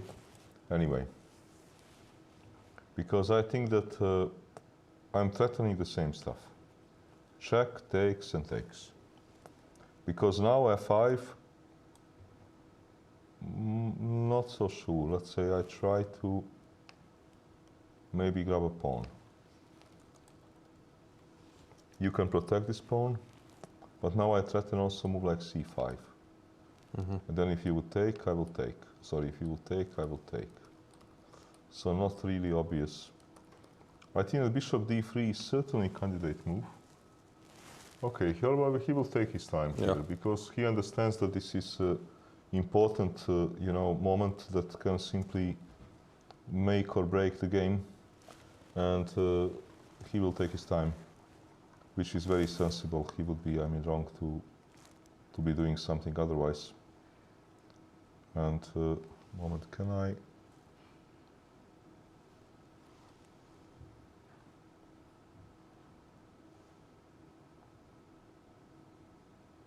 Yeah, I think that bishop d3 is a logical move. And then, okay, see how is black going to react in this whole situation. Okay, let me go to then game between Kamer and Sarana. Kamer is still Finally thinking. rook d1, okay, that was kind of... Yeah, and he played finally rook d1 after long thought, and happened queen e7 what he anticipated. Queen f7, queen e7 after not too much thought. It's down to 24 minutes.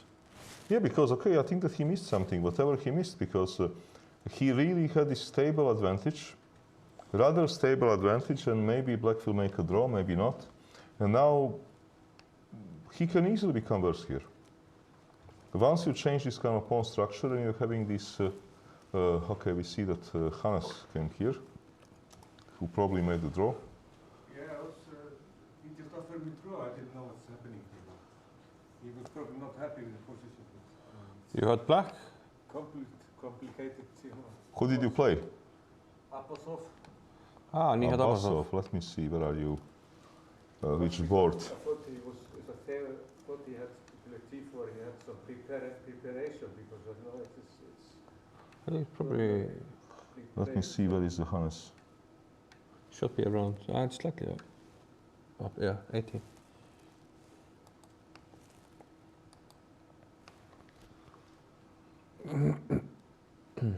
You see?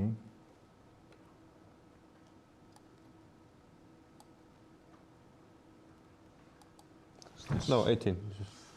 This is Abbas, Donchenko. Well, this is the final position. Yeah, he played T4. Okay, it was some kind. He had some preparation because he sacrificed the pawn. Okay, it was some sort of Italian.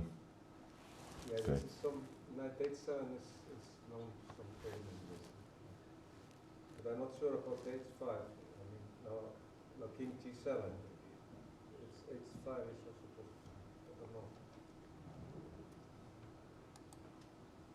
Okay, they had this kind of position, Abasov and Stefansson.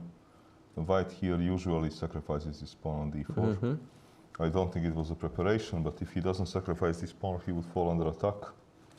And this is kind of typical sacrifice, so I'm not sure that he actually prepared this.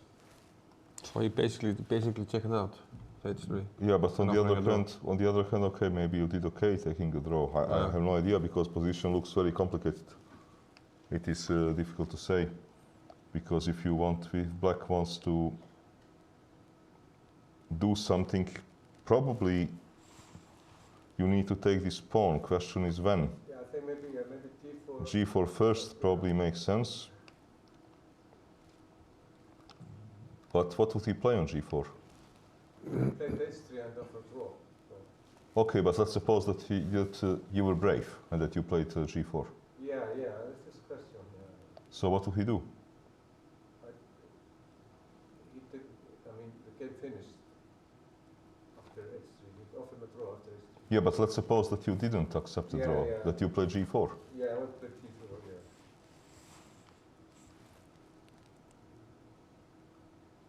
Well, I'm not sure what is white. Supposed to play in this particular position because. Ivan. Okay, he can play move knight h4 maybe. He takes d4. He has to now provide some compensation, which looks quite dubious to provide. Because this knight is at the edge of the board, knight f5 does not seem to lead to enough compensation. To take on g5, g4 looks like a suicide because pawn takes and rook will get the file. To take on d4 does not seem to be working. There was one move that crossed my mind, bishop h4 after g4. Yeah, bishop h4 could be possible. When should I go with d7 or Queen d7 probably. Because now he has a problem that when you take a pawn on h3, he would need to play move g3. Which, okay, now first question is, would he play move knight g5 or would he play move knight? At some point there's a one possibility, but it's probably not in this position.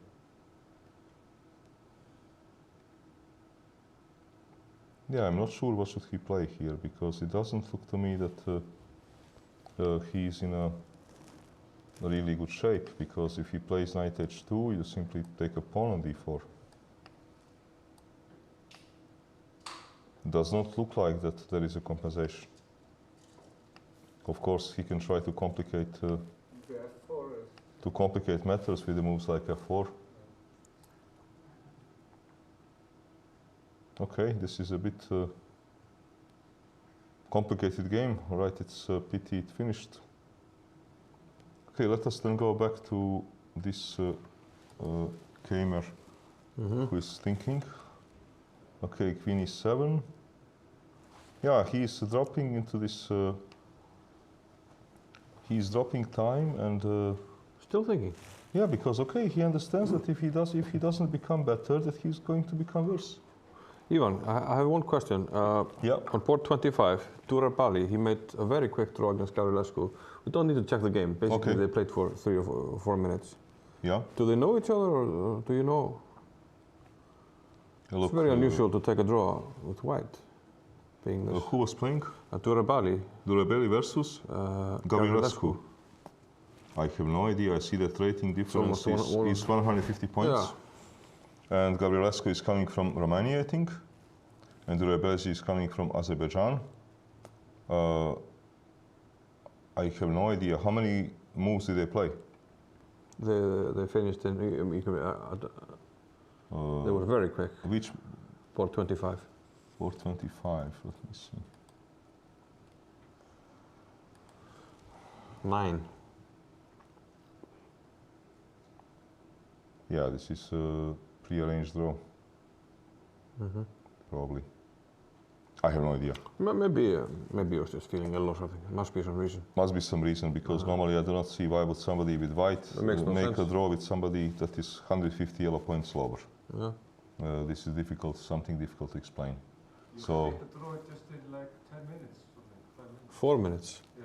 So there must be. There's no strategy like. You only start playing after like round 8. You're trying to get +3 or something. I don't know. And if you win, you get a tough opponent now. Look, normally speaking, if you want to, makes no sense, though. If you want to make some pluses, you try to win this game. You are not going to make it with the black versus opponent who is 150 elo points higher. Yeah. You want to make it with white versus guy who is 150 points lower. Exactly. This is something which makes sense. It's also what I tell to people who tell me, yeah, I accept the draw, but maybe I was better. I said, very well. So next time, what you would play with your worse. Okay, I have no idea. But now I see that actually Ivan Šarić. Let me see how is he doing. He was former champion of Europe. He's playing with the white versus Ferreira. Wait, he sacrificed a piece? Played a good game yesterday. And No, he can he's take an getting F2 it at least. back. Yeah. Let me see. It was some rouser, looks like it. No, it was A3. Okay. They play this line. This is rather sharp line, right? Yeah. Castle queenside. Okay, pushing those pawns. He tends to like sharp stuff, right? Or? Yes, he's very dynamic player. Knight F2 and takes. Okay, he's taking it because there's no this way back. knight is not going out, so it's not sacrifice, but F6. Let's see, he should be better. I think so, because based on a pawn structure. But how much? I'm not sure how much. Maybe it's not so much, because bishop will be quite a good piece. So maybe not so much. So do we take on F2? Yeah, also question is how would I like to take, because I can also take by You rook can take by rook because and of play on check. queen h4 check. Maybe this is making sense, but you know, my king is also not really perfect.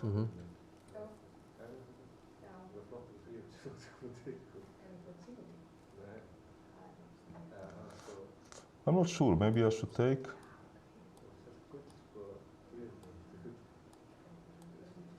But I don't know how realistic this is, because okay, you're having all these very weak pawns, but bishop is not such a bad piece. Yeah. My plan is Like even if you win them. my plan is obviously g3 and then to try to take this pawn, right? Yeah, I don't know how realistic is for him is to win this kind of position, but okay, he should be better. Okay, let us then go back to board 2. To board 2 or even to board 1. Okay, let's see if Jorvar is still thinking. I'm still thinking, yeah. Yeah, which is kind of normal, because okay, whatever he will do now is quite responsible. And okay, Kemer Sarana, let us go through top 8 boards that we were following with. He's still taking his time now, he's really getting low on time. Okay, look, now he might as well mess up his position, because he might come in a time pressure. This might easily happen. So, yeah, he's down to 13 minutes. Okay, 30 minutes for 24 moves. And now maybe position can be okay, but there is not much time. Okay, Demchenko, this dragon. We have here some serious developments. A lot of... Bishop b3, queen c7, and now he decided to trade. This is this typical pawn structure that you get into this dragon, which is supposed to be very slightly better for white because of those two pawns. But okay, how serious this is a different story. I think this is not very serious advantage. I think that it will be a draw. That black is doing reasonably well, because you know, these pawns are also not so fantastic. Yeah, and you don't really have open files to attack these pawns. open files. I have a phase to improve my position. Let's say I put the rook. You don't want to take, you don't want to let me double. So I think that actually, if white wanted some real advantage, maybe here instead of taking, he had to consider some other options. Some h4.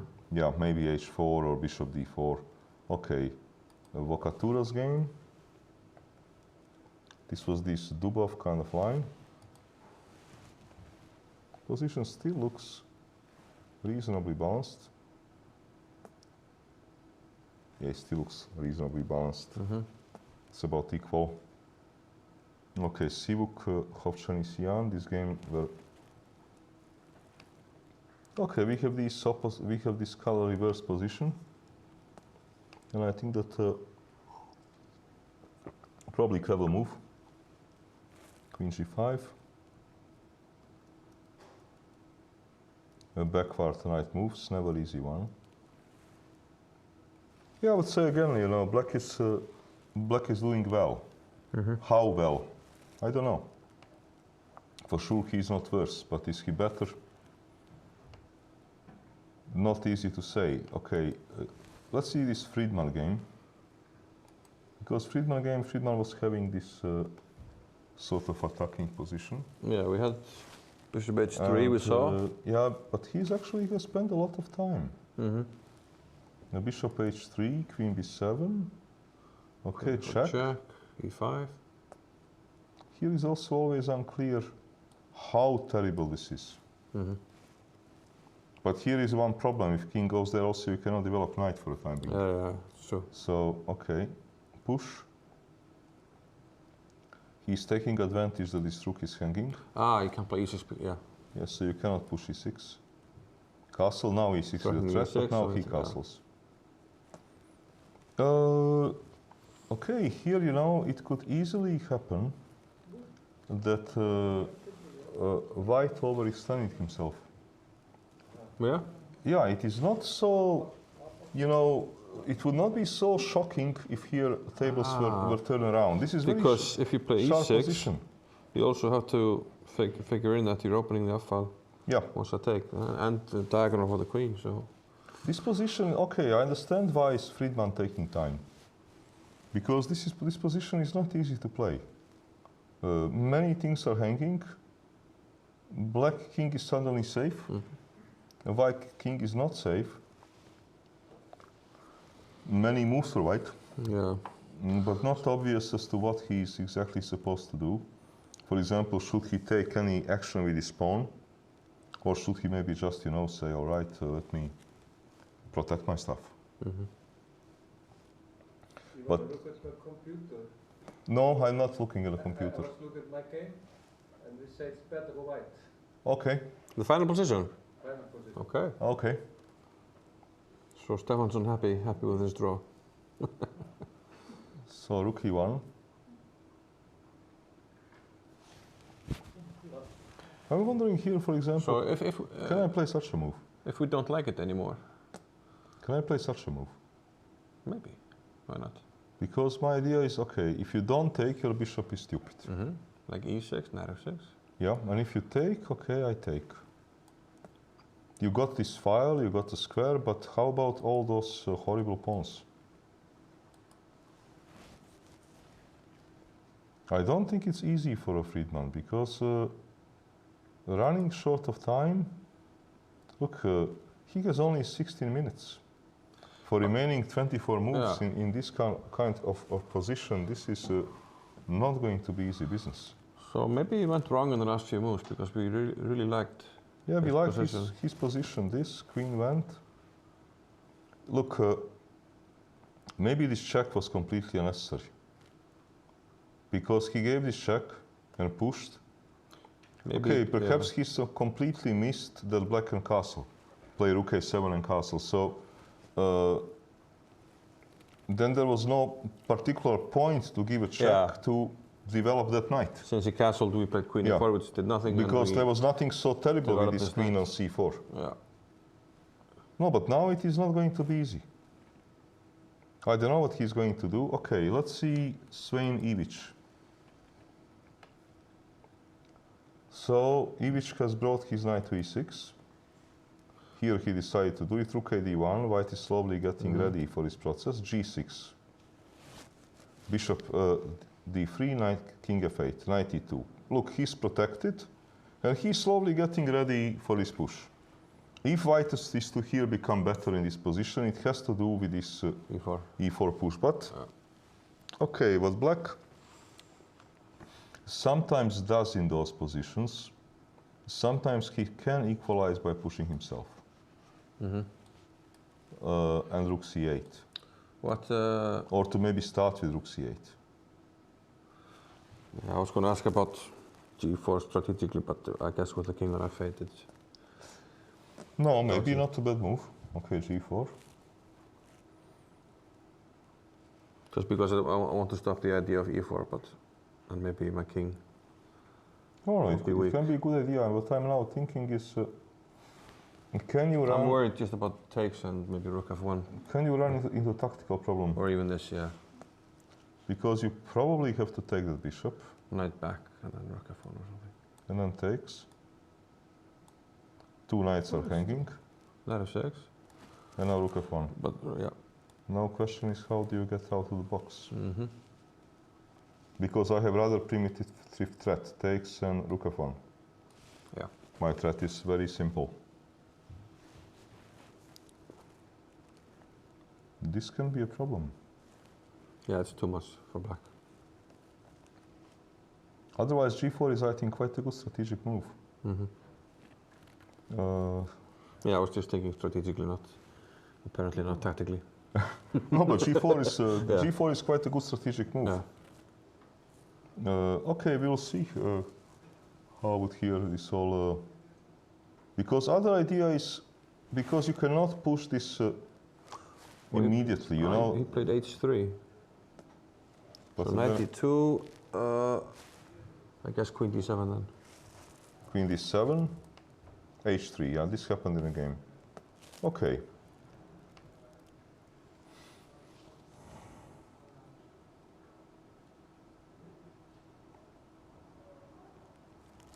I don't know about queen d7. He did it. Look, I do know that this kind of pawn structure transformation is sometimes simply working. Sorry, this. b65. Yeah. Mhm. I mean, I play move rook c8. And okay, I want to push. Yeah. To keep you busy on this side. And also you cannot then push e4 so easily. Now queen d7, okay, h3. White is renewing his threats. So black will need to show something. Mm-hmm. Because here if black doesn't find the tactics, he will be worse. If this thing happens, okay, he will be worse. Or e4 immediately because rook is hanging. You can never take a pawn on d4. Oh, you can't? Well, if I push, you will then take, I will take back. Let me see, you will take by knight, I will take back, you will take, I will pin. Queen must go somewhere, and then was thinking that I will pin the knight. Yeah, then that would be. And Yeah, but maybe horribly. maybe I'm wrong. Maybe this knight can escape somehow.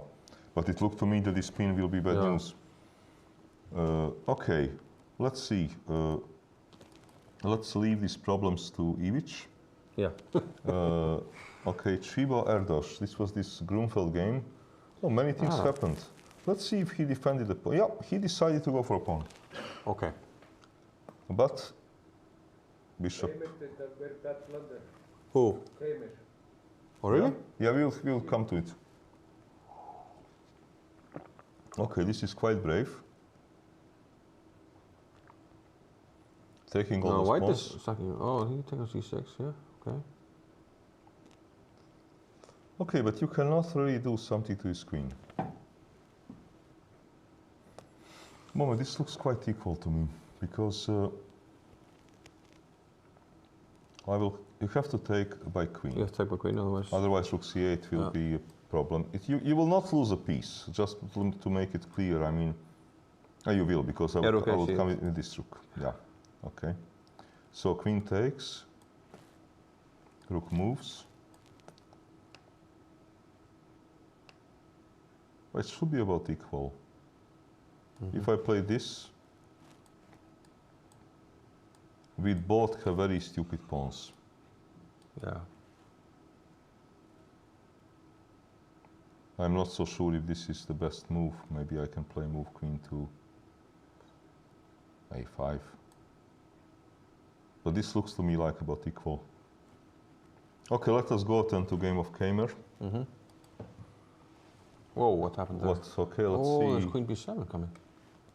Okay, so queen e7. He played bishop c2. Knight c3. Bishop c. But okay, but he's already worse. Mm-hmm. That's what I was talking about when he went into this. I have healthy 4 pawns. You have a target. And scenario 4 versus 3 is not kind of unthinkable. Mm-hmm. Queen c1, knight f6. And queen d2 might be a blunder. It is a blunder, and a very primitive one. Mm-hmm. Yeah. It is not really complicated blunder. Okay, he probably had to maybe go back. and to try to keep his stuff together. So a very strange decision in the opening. Yeah, I told you, giving this pawn on e4, extremely responsible decision. But you're right, black must be even slightly better. Because after he has done this decision, so this was at that moment, that he could actually play it safe. And f3. With a small advantage, he decided to take a risk, because here if you don't calculate it well, and you don't become better, there is a good chance that you will become worse. And this is exactly what happened in the game. Turned out to be right. Yeah, but now, okay, also happened a big blunder on the top of it. Yeah. And now, well, only miracle can save him, because he's a pawn down, and as a compensation has a terrible pawn structure. And short on time. And is short of time, so this is... very nervous with his left leg. Well, everybody would be nervous in this kind of situation. Look, pawn down, no time, and look at the pawn structure, or what is... or left of it. Left of it, yeah. Okay. Demchenko. Lagarde. We can kind of book a win for Sarana then, I guess. Yes, this is what kind of... Yeah, he played rook d5. Yeah, played rook. This is kind of normal Ivan, decision. you're pretty good. Thank you. H5, push. Queen d2. Okay. Well, it's never going to be a mate. But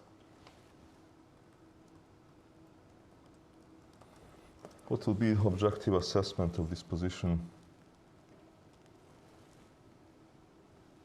Maybe equal? Okay, yeah, it's never made. It's never made, but okay.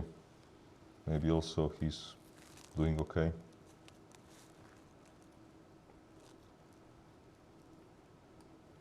I don't know, perhaps equality. Because white is also doing normal. But on the other hand, we have this, pawn structure, which is rather unusual, which means that anything can happen in this game. When you're having this type of pawn structure, okay, all results are in the play. Okay, Wakatura's game, this sort of Dubov gambit, let's say.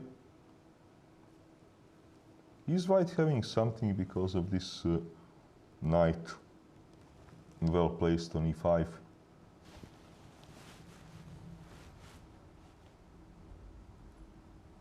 Maybe. I don't know, I would like to play this. If I can.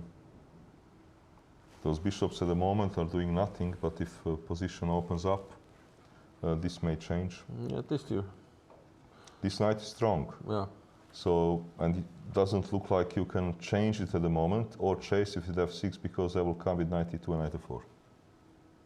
So maybe white has some slightly more present, at small least. plus. Yeah.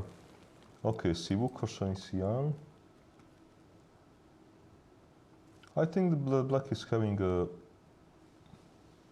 I would prefer to be black, I don't know. Of course, white's position is also very stable. But I like black. Black has a little bit more space. White does not need to worry about h-file now, but maybe one day he will. White doesn't need to worry in some long-ending creation of a pawn now, but one day he might. One day he might, yeah. Yeah, so okay. Black has something, let's say, black has something to play for. And on the other hand, black's situation looks quite safe. Is black ever pushing f5? Yeah, f5 you can also try to push, you have to do it at the right moment. You have to take care of course, e5 and f5. So, okay, I think that black has all the reasons to be happy. He's probably slightly better in this position. Okay, let's see Friedman's game, because he was running short of time. Okay, he went for this e6. He went for e6, okay, so... No, wait, black played f5, your idea. My move, yeah, f5. Takes. Yeah, black is just better here.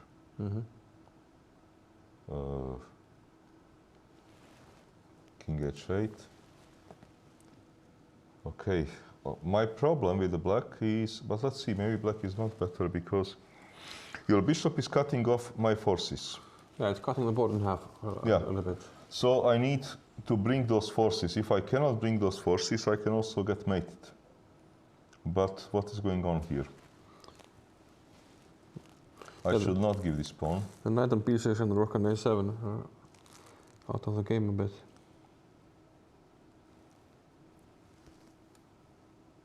Okay, maybe queen g2. Can I play knight back to h5 now? Yeah, I wanted to sacrifice pawn. Aha, and just say we don't have defenders. Yes, this is more or less what I want to say. I want to say attackers and defenders. But maybe I'm wrong, you know, maybe I'm just saying this because once I was explaining this in my book, Sacrifice and Initiative for Living Chess, so now I need to stick to these words, which perhaps here do not work at all. No, here do not work at all because I will lose my attackers and I will be left with horrible pawn structure. This would be the end result. Yeah, you're going to take on... yes, so we are not going to do that. So yeah. let's see, let's try to find a better square. I should not lose this pawn. But okay, if I come here, did anything change? Because if I push, will be still same story. Yeah. Right? You take a knight f4. Yeah, it will be same story. If I... Okay, let me try to... You go knight d2. It is not exactly what I want, but I'm at least... or am I still losing a pawn? No, I'm still losing a pawn. Right? Because if check, there is tempo.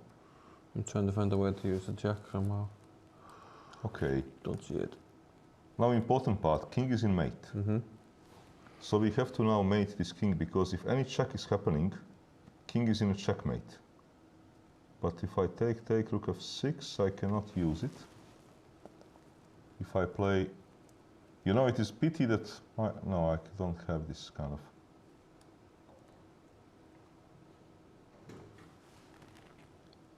No, but then bishop... No, bishop h2. I need... No, it simply doesn't work. Everything is cut out, but I do not see...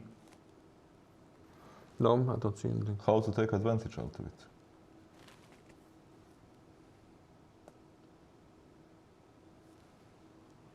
Yeah, this is not... I don't know, I think that he has a difficult time. Did he make a move, Friedman? No, not yet, right? I made a move. He made a move? Can't see which one. One moment.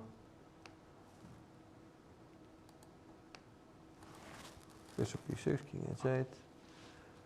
There's a white pawn on b4 and the knight on c7. Okay, so something's happened. Okay, let me see.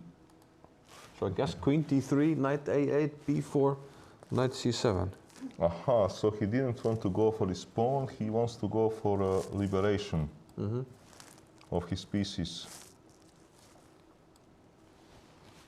But okay, is it now still so bad? For example,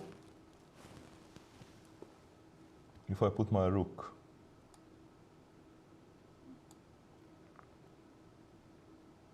and I want to take. With the rook? Yeah, just to try to keep the... Because I'm afraid if I allow knight c6, d6, that somehow I will run out of dynamics. So I would like to take with the rook to keep some dynamics going if I can. Looks to me somehow more logical.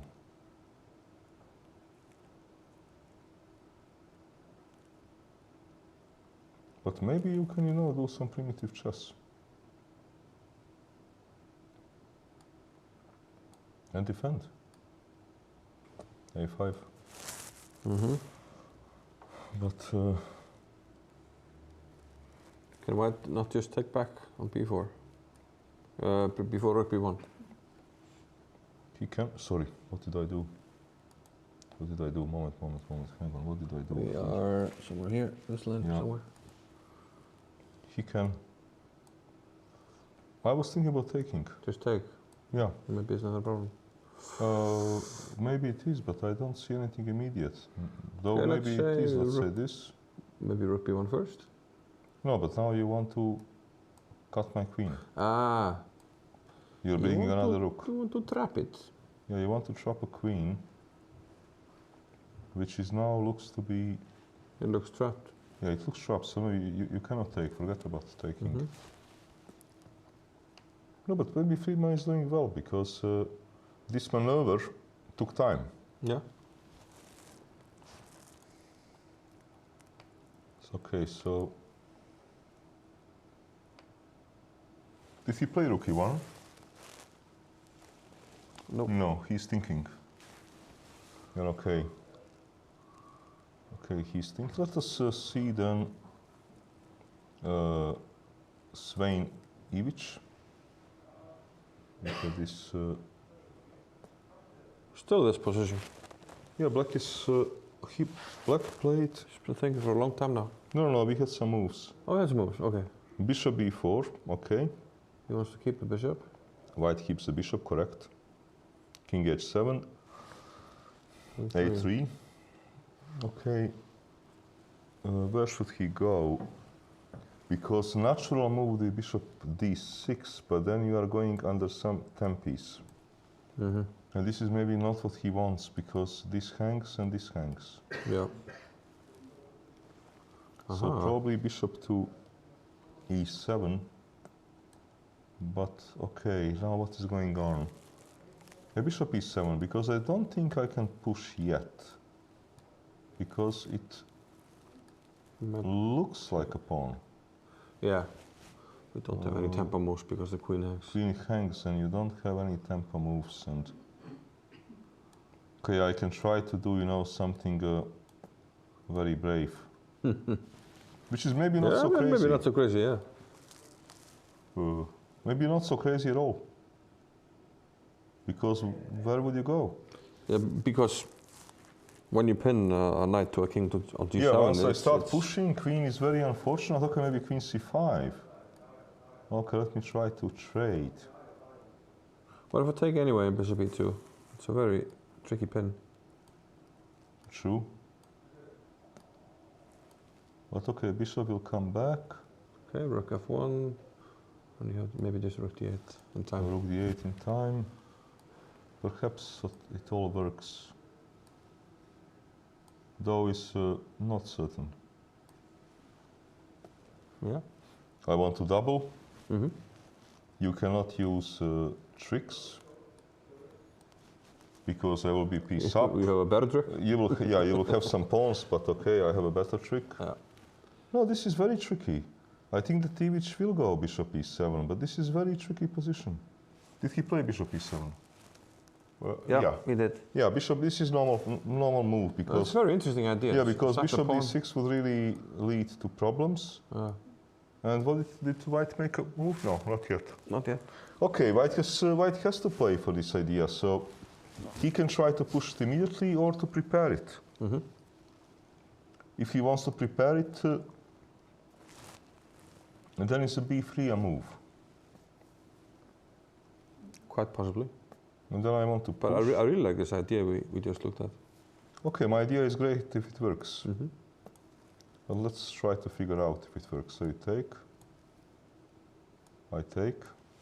And the queen takes b3. Queen takes. And probably I should play b3, because this looks maybe a bit too much, huh? Probably. To sacrifice another pawn for the love of keeping a queen on the board.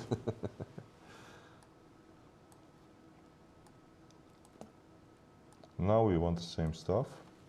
Let me try to figure out now what's going on. If I take, you bravely take by king.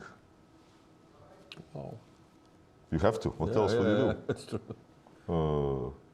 And if I give check, you go back. Does it work though?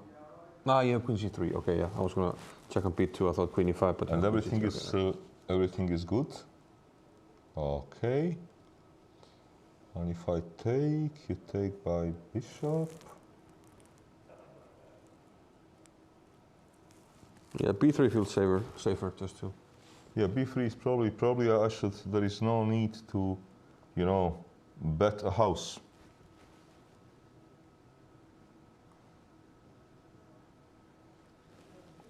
Well, certainly interesting idea. For him, idea to consider. Yeah. Okay, just to update, Chiba and Erdos, they made a draw. But we anticipated. Yeah. Okay, Yeah, so it this was is getting kind of done. a bit dry. Okay, I just want to check something else. Where is your Icelandic player, this kid that won the first round? Let's see how Hilbert. is he doing. Yeah, he's playing against... How is he doing? Let's check on this Icelandic guy. Probably about 20 something, 20 or 30. If you see him, tell me. Okay. Let me see also this game I'm interested in, Yilmaz Budisavljevic. Okay. There's Luka. You're familiar with him? Yes. I guess. Yes, he's from Belgrade. Ah, He's youngest Serbian grandmaster. okay. And okay, White is playing positional game. But okay, he needs to convince Black to trade queens. Or he wants to hit a knight. White is definitely better because of the pawn weaknesses. The question is how much better? Maybe, you know, this is not so dramatic because when you hit my knight, I will be able to travel to e6.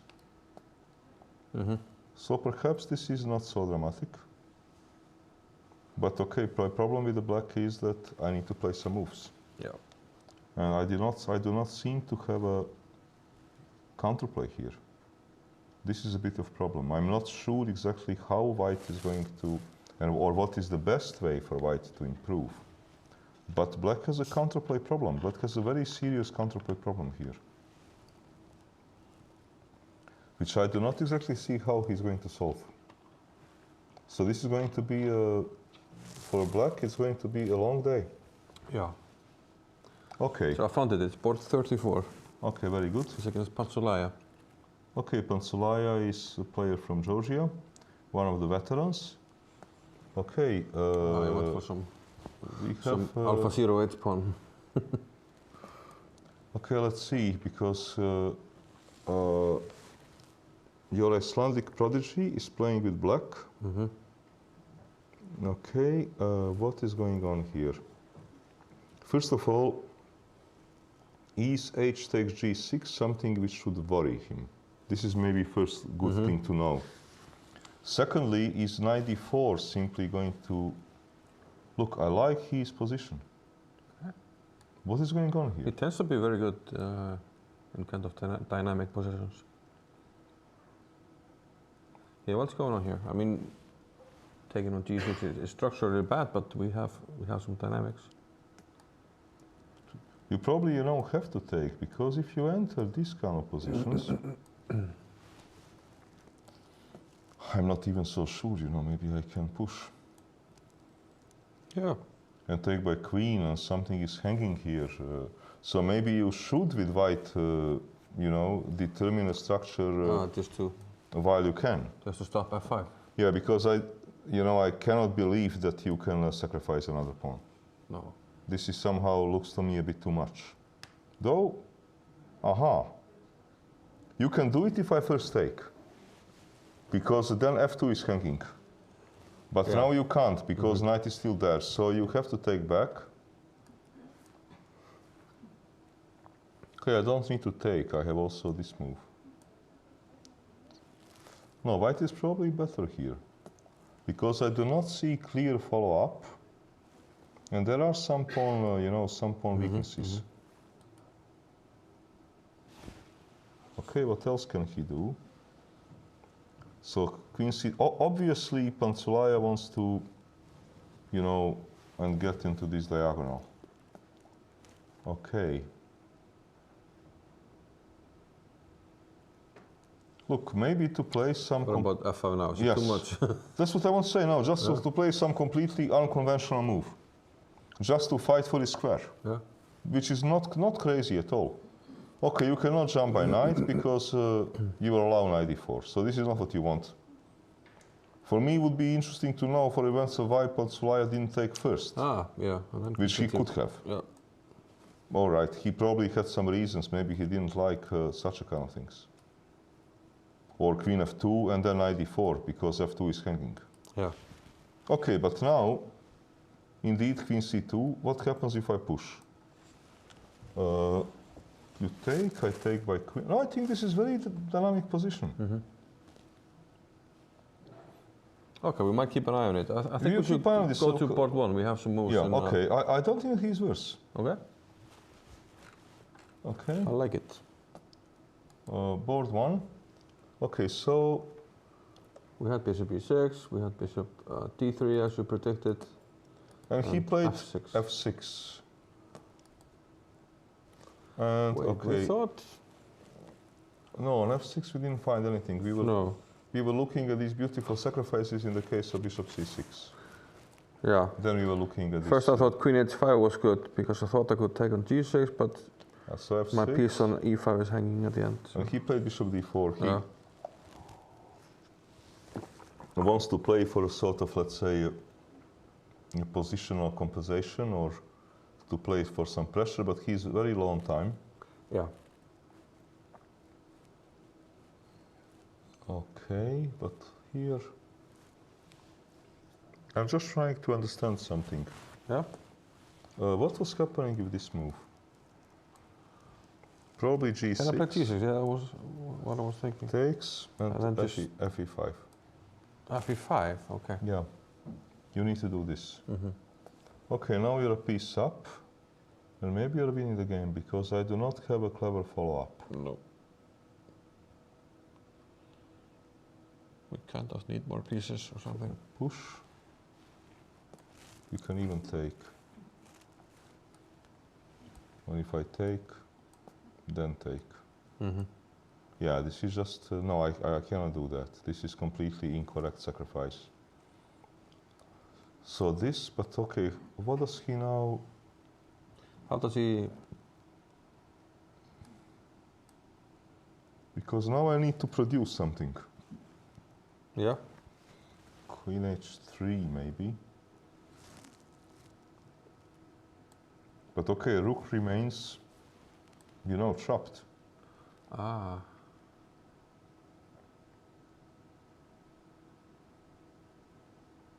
I'm not sure what does a Hjálvar want here.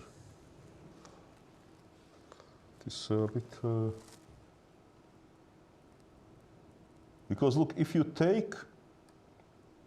Okay, maybe I don't get the structure what I want, but I'm not losing any material. Mm-hmm, mm-hmm. But all right, here you're asking me much tougher question. Maybe this? Yeah, I was thinking about c5. Okay, c5. Bishop a5, I guess.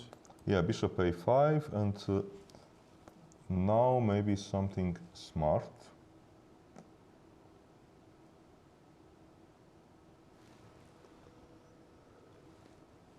Look, this is maybe not stupid, Okay.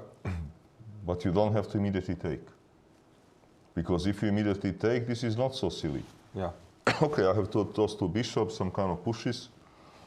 Yeah, and he's already used to being an exchange down. Yes, He was exchange down for like 3 hours yesterday, so... well, yesterday he should have been rook down. He should be rooked down Rook very down early. and he would have resigned, but The mouse slip. he had a... yeah, it really looked like a mouse slip. Yeah. If that game would have been internet game, Everybody would. think Yeah. it was mouse slip. But okay, here... Okay, blue baum... No, he pinned him. It is played, right? Yeah. No. No, it is not played. I have played it. It's blue bound to move, he's thinking. Yeah, he's thinking. Okay, all right. Let us see if Kamer is in finding any way to try to fight, or is it just over? Board number 2. I'm still playing. Why am I not getting? Yeah, it's here now. No. Why is It was there. One moment. Okay. Some kind of lag.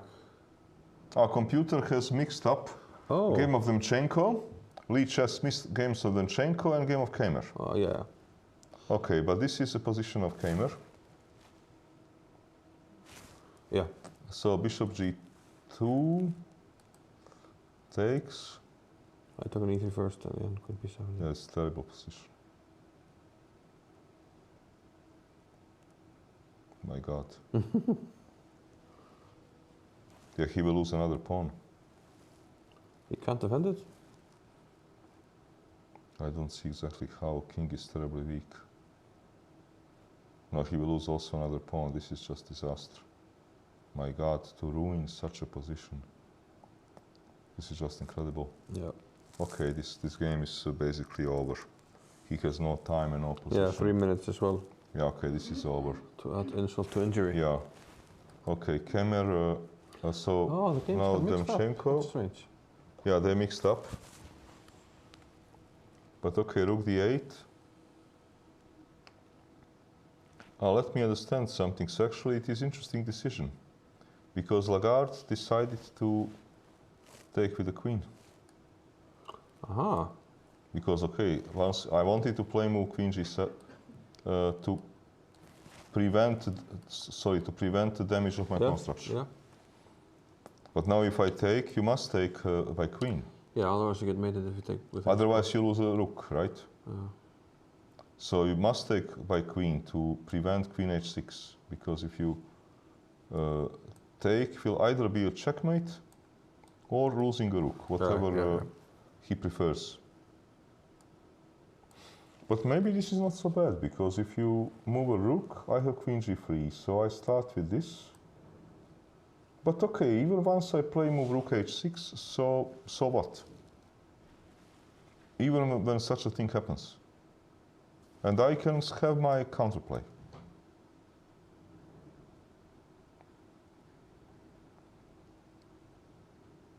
Think it's good right away? Can I play rook d1? Yeah, still, even if I take, I would have to take with the pawn. And yeah, I will pretty bad. have a reactive play. Can I attack your pawns? But okay, I'm not forced to push. I think this is kind of a sharp position. It looks to me logical for white to take, to damage a pawn structure, but I would expect a draw here as a result. I would be quite surprised if we get here any other result. Did he make a move? Maybe at the d4, just rook d6 to have the rook protected. And then you can play Also d3. possible. I think this is equal position. Yeah. Because in this dragon, if you don't have any light pieces, then to inflict damage to this king is something which is very difficult. Okay. Let me go back to board 1, because I'm very curious if move bishop c6 will happen. Yeah. It did not happen yet. Not yet. Wait, did he make a move? No, he played c5. Play c5. Okay, he's still keeping the same option. He can still, yeah. He's keeping the same option. So maybe he didn't like bishop c6, c5. So he's still keeping. But let's see if white can now do something clever. Any tricks? Maybe some type of bishop takes c5, queen h5, but not working. Then already. g6. Yeah. I'm trying to make such ideas work somehow. But there's always g6.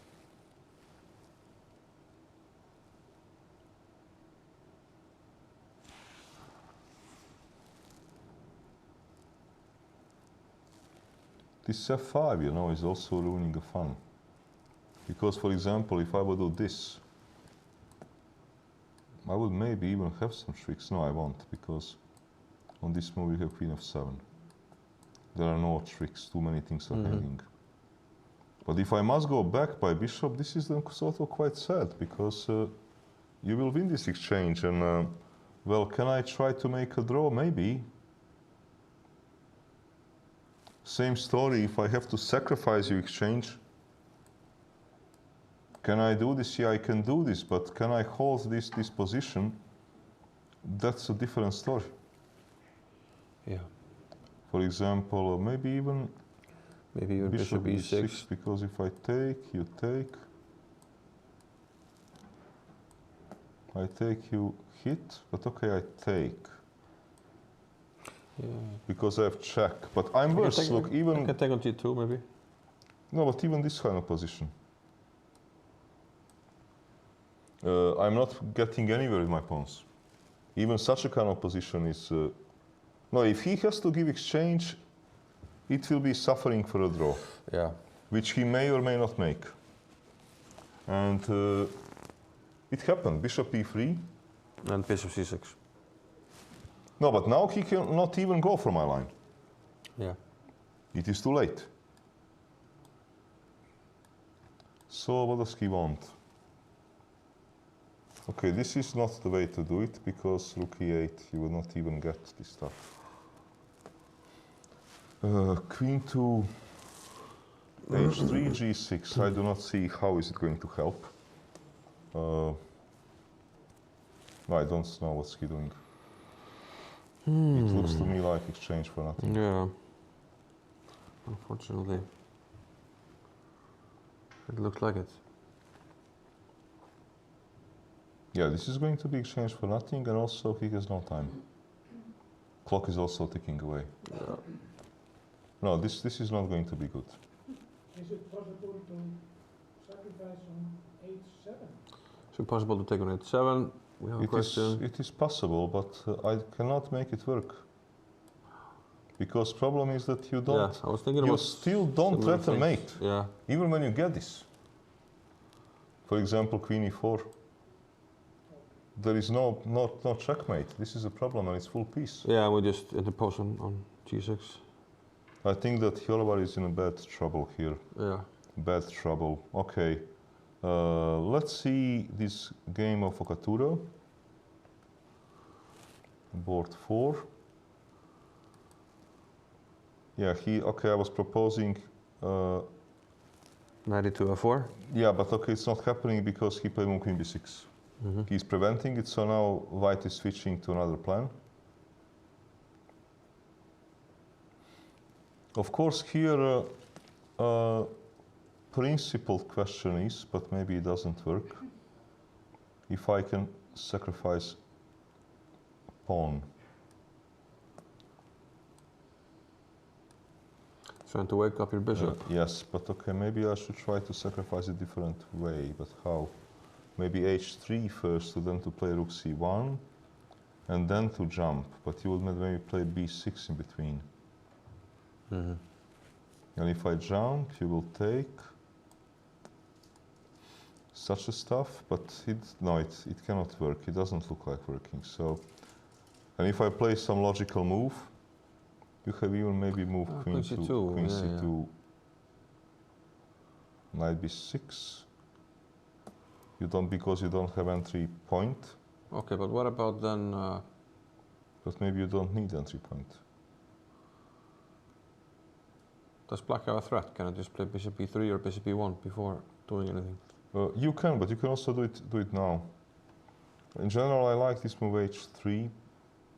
You can also start with bishop b1. Yeah. Position looks to me about equal. They also. Okay, Hovšanicijan. If you had to pick a side, you take white probably, right? Yeah, if I had to pick a side, I'll probably take white, yeah. Okay, here not much is changing. The bishop in the tomb. Yeah, not much is changing. You know, White looks Croatish at first glance. White is very solid, extremely solid. Black certainly is not black for quite some time. He's rather white. Yeah.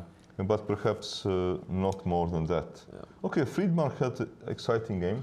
Okay, it still looks interesting. Oh, okay, this looks very interesting. So b4, knight c7. He didn't follow me with rook e1. He decided to allow this pawn fix, which I considered very risky. He's now playing with rook e1. Push. The pawn sacrifice. Pawn sacrifice to activate the queen. I think it's very risky what he's doing. Knight e4, okay, he wants to open up a bishop. Okay. Now, let's see.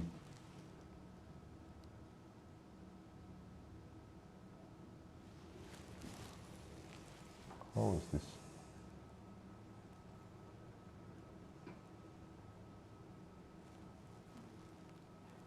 What happens if I take? Yeah, I was wondering as well. Because if you take, I will give you check. Ah. And then I'm. Ah, I didn't see that. Yeah. But maybe not more than a draw, you know?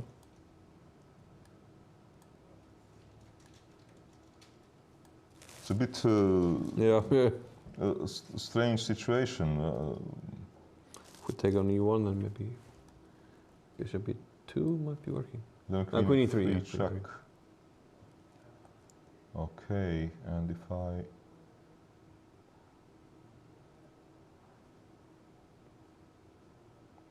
even... Can I be crazy? King G4? This is It's too much. H5, knight takes H5, king okay, H7. so let's see. He didn't make knight e4 happened, okay. But bishop f4 is for sure a candidate, because you know, if you take, I can also maybe take with the rook and sacrifice something, but bishop h2 is it's a nice resource. yes, if you don't take, well, what can you do? No, I think it's logical to take, because if you take by rook, I will win. I will not win actually anything, because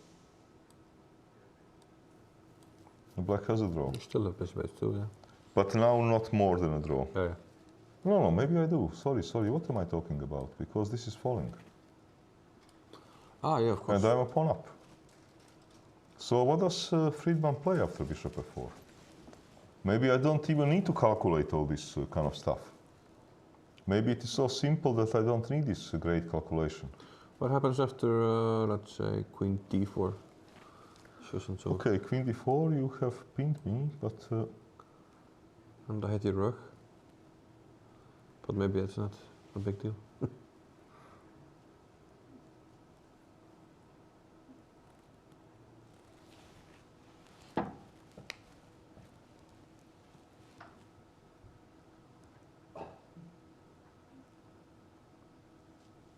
So now we maybe want to take. Okay, good news for white is that he has a... For black, yeah, you can... No, but no, maybe he doesn't have a... Oh, yeah, right. he has a draw anytime. Anytime, Okay. because queen is protected. Yeah. So draw he has any time. The question is if he has more. Yeah.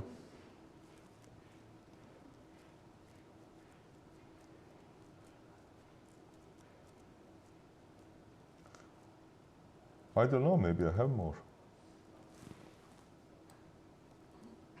If you take, I take by rook. And everything is protected. Yeah, it is. And it's a pawn. Not yet pawn, but will be. Yeah, bishop takes f4 seems to be It is a critical move. asking white a big question. Yeah, it is a critical move. What else can I do? Well, ideas like rook c7 are there.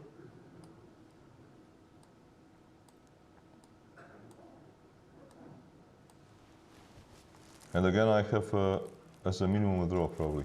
Yeah. No, but then you check me. Yeah, bishop you takes, but you're a pawn up. No, the critical question is if he can take. Yeah. To grab this pawn and then see. This is kind of critical question. Okay, he's thinking what to do. Has plenty of time for this Kabuzian, because Friedman has only 3 minutes. 3 minutes for 13 moves, which is not, you know, it's not a lot. It's not a lot. Okay, let us check. So see if Rasmus played that idea. Swain. Svein, okay. Apparently not. Something happened in this game, but not what we Not were what we discussing.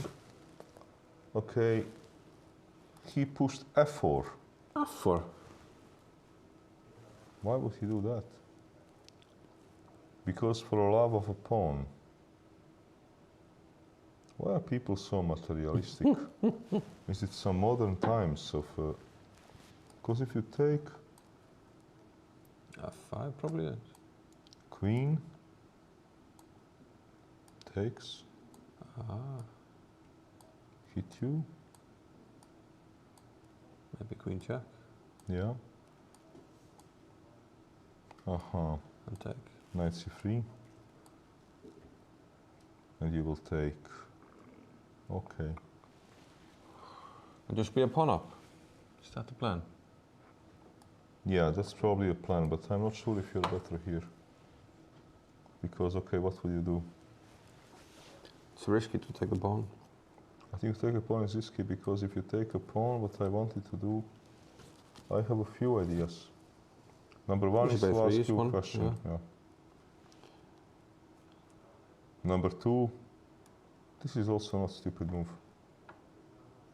I want to kill this knight, then I want to give this check, and I want to queen give back. queen d5 checkmate. Yeah. So, you know, strange move. This move f4 is okay, not really positional move. I would rather call it anti-positional, but maybe it is very strange move. Yeah, logically it seems white play should revolve around trying to play e4, like you mentioned many times. Yeah, it will not be my candidate move. But let's see, okay. He's now thinking, look, if he doesn't take this pawn, then I don't know. Because then he can just be worse. Because now he can still try to play for the same stuff. But I don't think it will be the same. Trying to play for the same stuff. Also, Ivic is now taking a time advantage. Mm-hmm. So this can have any kind of turns, this kind of game. Okay, I suggest that we have a look at top board. And then Wait, Lagarde won? Lagarde won so fast. No. No, it's Computer is mixing up. Sarana won. Like, Sarana what? won. Yeah. Okay, Lagarde he pushed d3. Okay. It happened what we anticipated actually. And d3, now maybe rook d1. I think position is about equal. Yeah. At least what my impression is. Yeah. Position looks to me to be about equal. Did he play rook d1? What did he do? Can't see it from here. Rook h6. Okay, rook h6. Disturbing the queen. King has only one legal move, so to predict we this can actually move. get, I think, closer of this one. Right, yeah. Okay, to predict queen g7 is very easy because there are no other moves. But okay, what is this rook exactly doing there?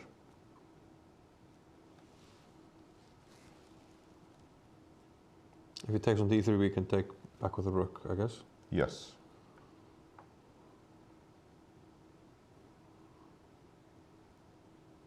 I'm not sure what It must be a draw. It's difficult for either side to do much. Yeah, but I'm starting... But tactically, I'm starting to like black. Yes, I'm starting to get also, I'm starting to get more optimistic for a black. Because, okay, this king is maybe even weaker than a black's king. What about rook h5? Aha, rook h5 now too. Yeah, rook h5 is possible, but then I'm wondering why didn't he do it immediately? Yeah. Because rook h5, okay, I can improve my queen. Mm-hmm. Not much is going on. Because check, I simply move. Queen cannot move because of d2 and the checkmate. Yeah. I mean, if he wanted rook h5, he could have done it immediately. Yeah. I'm not sure to understand this rook h6, what he did. This is kind of a little bit strange. And moment, why are we having this position on the big board with queen on g1? This is a checkmate. Ah, yeah. In this another game, now this lead chess has completely messed it up. Yeah, there's some mess up with the boards, so maybe this would get the correct position, but the wrong camera. Yeah. Okay, but they're still there. It's okay. Okay, and let's see Gretterson. Yeah, he went with h4. He had to sack. Yeah, he's now kind of hoping, okay, that some. He's now. One. He's now hoping that there will be compensation. I doubt it, because also. Okay, if he takes immediately. Yeah, he doesn't even have a pawn for the exchange. Yeah, difficult to believe, you know. Yeah. Okay, he will struggle. Maybe he will take this pawn. Maybe he will struggle because, you know, if you move the king, okay, at least I will get my pawn back. Yeah. But okay, you don't need to necessarily take it immediately. You probably can. Can you? Okay, this is now interesting. How do you most conveniently take this rook? maybe just develop. Perhaps no rush to take. No rush to take, develop, unpin, and then see how to take. But what's the idea of h4? I think idea of h4 is simply he did not find any useful move, and this rook would be taken. Fair enough. And he thought, okay, with h4 at least my Yeah. pawn on h2 on h4 is better than h2. Yeah. I think this was his logic. Okay, I think that maybe now we can take one short break and then we come to run through time pressures. Yeah. Okay, it would be like just only Just a short break, 5 minutes. 5 minutes. Yeah.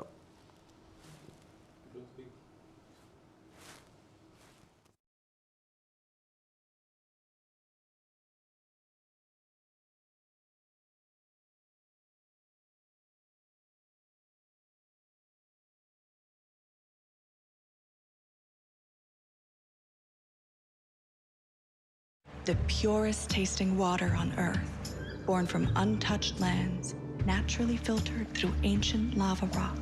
You are what you drink. Be a force of nature. Icelandic Glacial.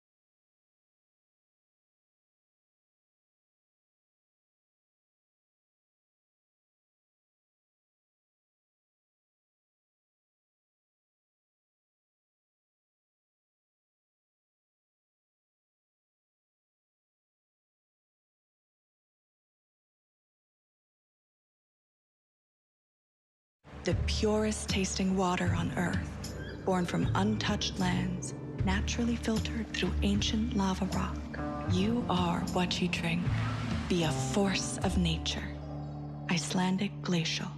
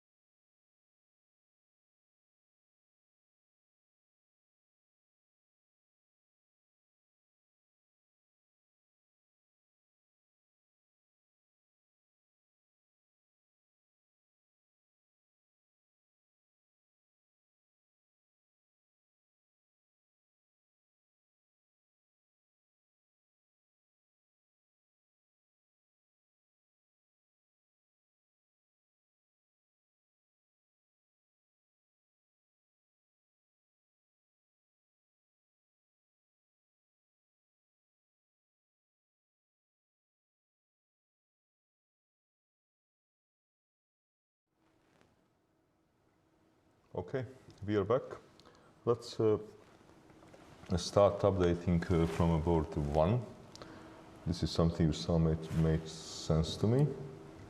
So h4 he played, and here I think that he played move queen f7 if I'm not mistaken. Yeah, Wait, queen what f7 happened bishop e4, They agreed to a draw?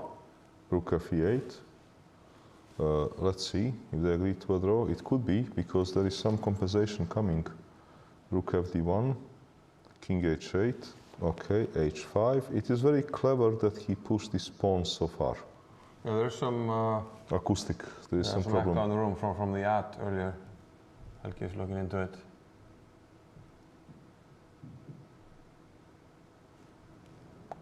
Yeah, we have some sound issue. Heyrist ykkur í hér? Já, það heyrðist í auglýsingunni áðan, sko.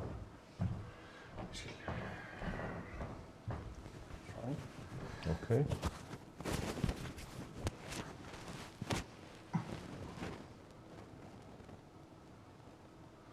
Svona.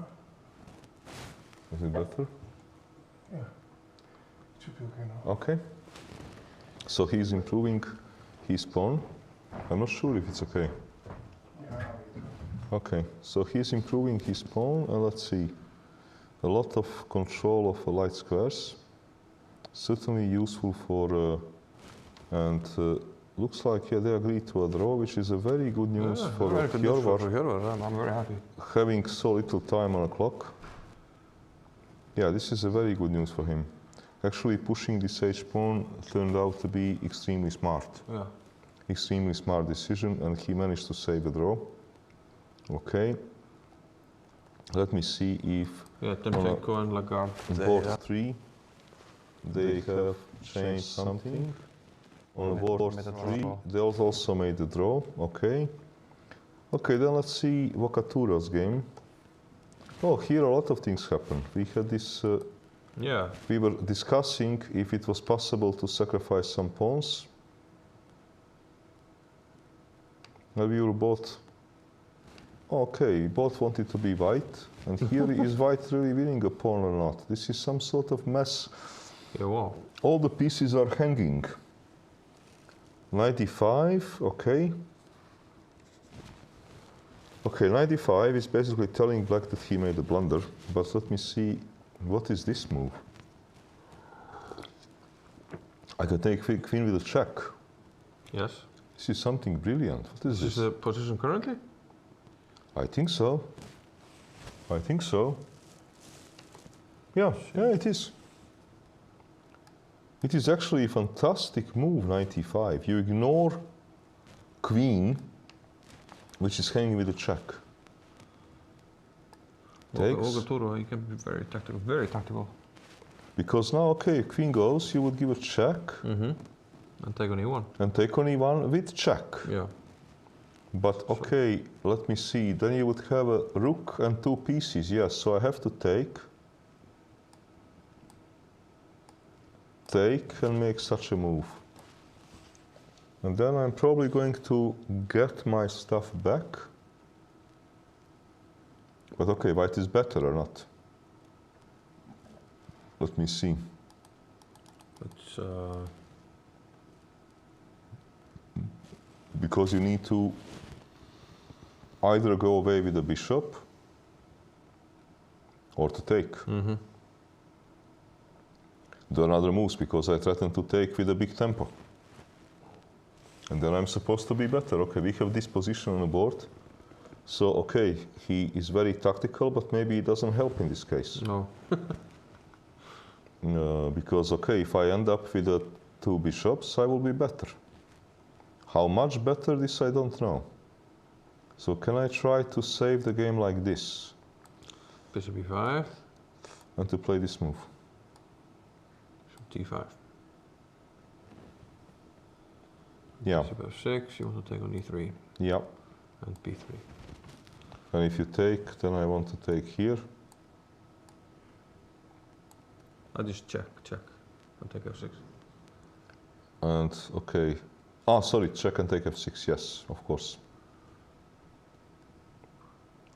So maybe I should take by, no, but if I take by rook, maybe similar business. Take. Bishop d5. Okay, I can now try to Yeah, I can. hide. White must be a little better because of based on a bishop pair. I agree. But perhaps not more than that. But okay, black will here suffer a bit. Let's see if this is going to happen. Rook e3, because what are other options apart Rook e3, from he already played, yeah. apart from taking on e5? I don't think there are too many options, because if you play bishop d5, I will simply take. And when you take, this is a bad news. d7. Ah, this is not a bad news because you win. Yeah, knight d4, rook d1. Yeah, because you win. Yeah, chess is very tricky game. But okay, something felt, you know, fishy about this. This cannot be a good move. So maybe I should perhaps. Okay. Ah, but I should, of course, take. Now I'm winning. Yeah, f3 also is. Yeah, because you have to move and I take, and okay. Yeah. I'm a sound pawn up. Ouch.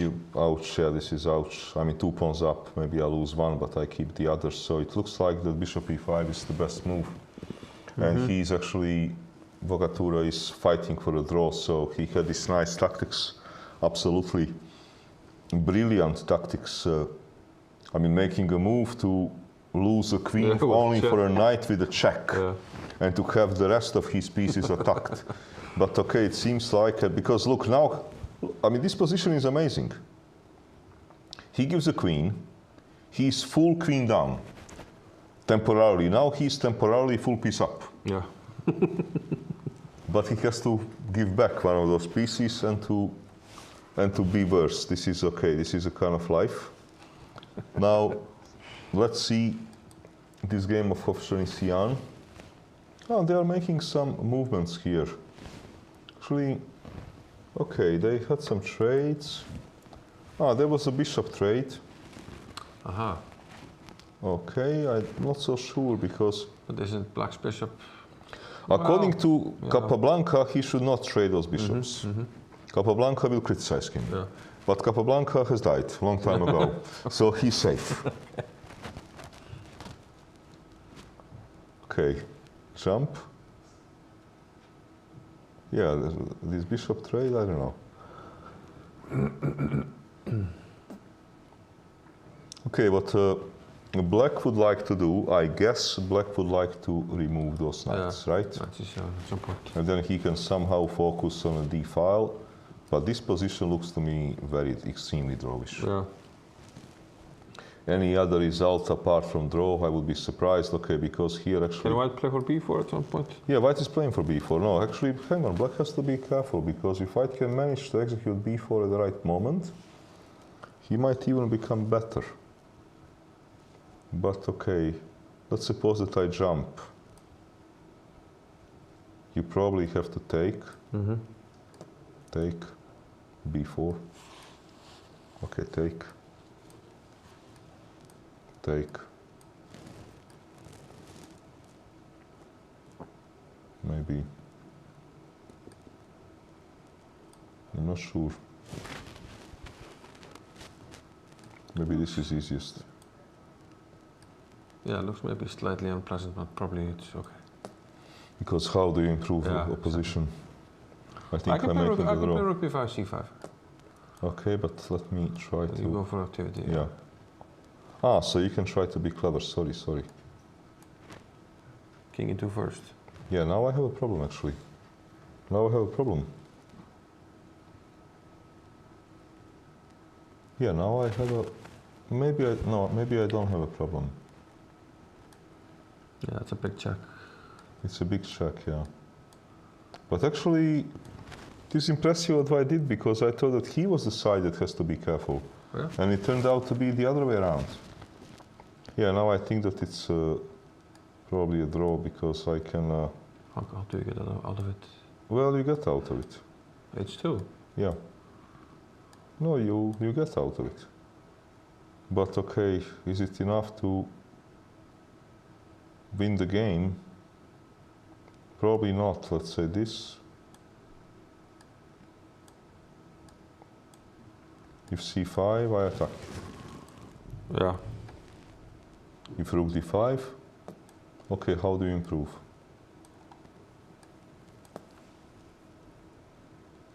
Maybe h4.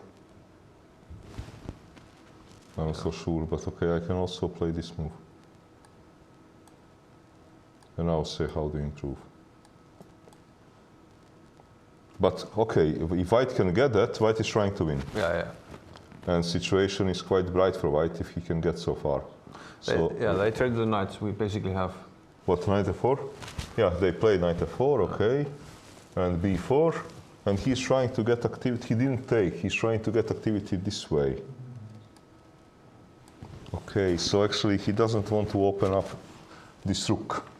He wants to have a same kind of drawing plan or activity plan, whatever you want to call it. But okay.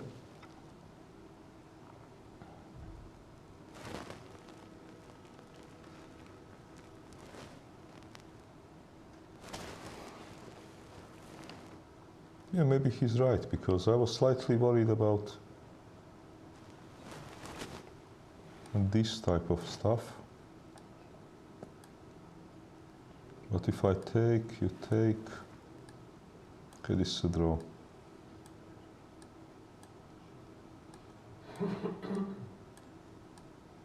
Because how do I improve, ever?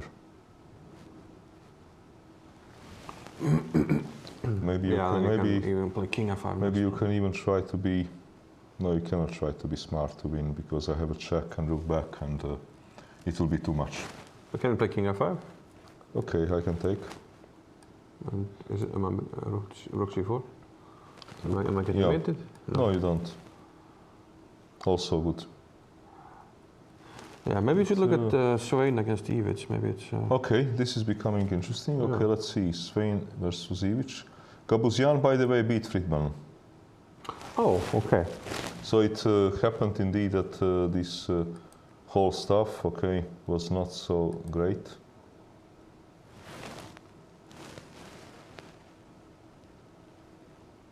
He played knight h5, but moment knight e4 was, we left it off here.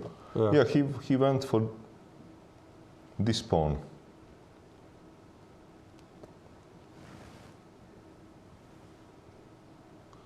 Now we have a g file also.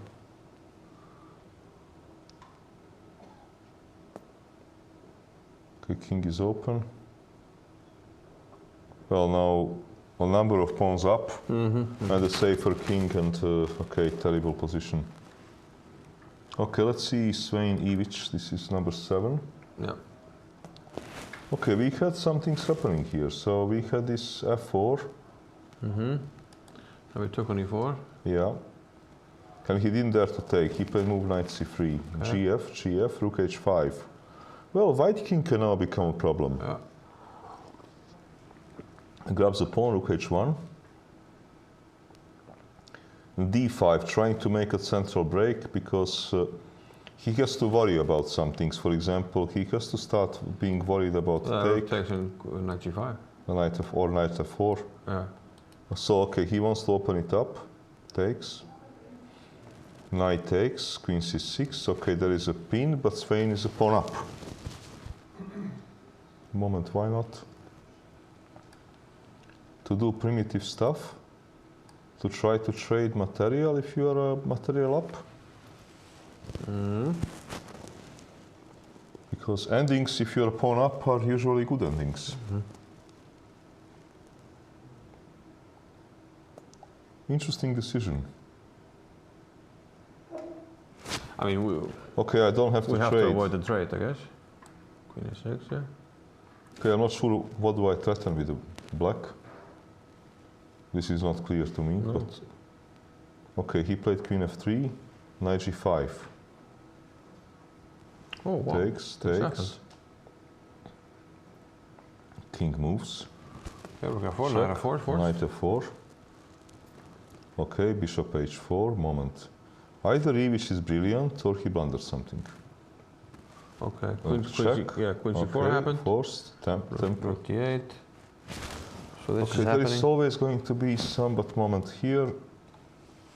There is no immediate threat. This is his problem. Is Ivic playing on Rook d3 is a 46 threat. seconds? Yeah, rook d6 is a very serious threat. Rook d3. So, okay. If you play such a move, I simply take. And I'm You happy. take and take on c1. And I you're take happy. on c1, yeah. Ooh. Okay, the problem can be... What can be a problem? Or maybe there is no problem. Maybe b3 can be a problem. There's also, in some positions, maybe this one, rook f4. No, but if you... No, it's too much. Rook f4 I It's take. too much, yeah, it's too much. And if you play this move, now I play move rook d2.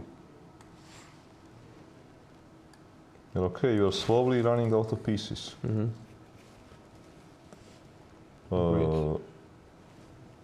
Well, actually, I don't know what does he do on b3. Because this could be this one little move that completely destroys any kind of threats. Because, you know, you're not attacking with this piece. I think that b3 is winning. Did he play anything? He played e4. Ooh. Which also can be winning move. Yeah, How it might did be. he land in such a terrible trouble? Because I thought here, if he doesn't, he resigned, I think. No, not yet. Not yet? But he's very nervous. No, because here I'm looking, how did he get in this trouble? Did he have to sacrifice this piece? It was. Well, I'm wondering if we need to sacrifice this pawn. Yeah. Is this really so deadly? Not really. Why on earth did he sacrifice this pawn? Here I have a moves.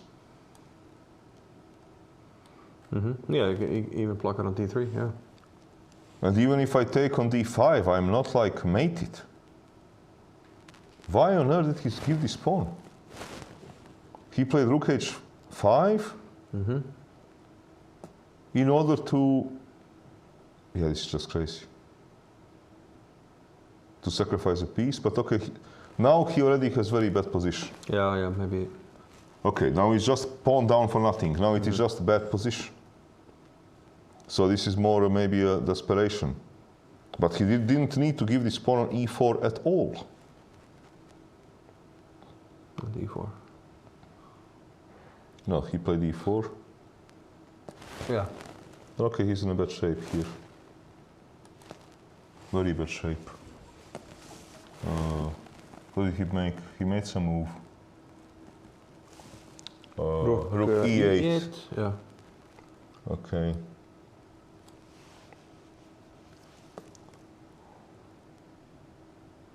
I don't know why didn't he like my move b3. Why to push those pawns? If you're a piece up, be a piece up. It is kind of enough. It's kind of. Yeah, I really don't understand. What was wrong with my move?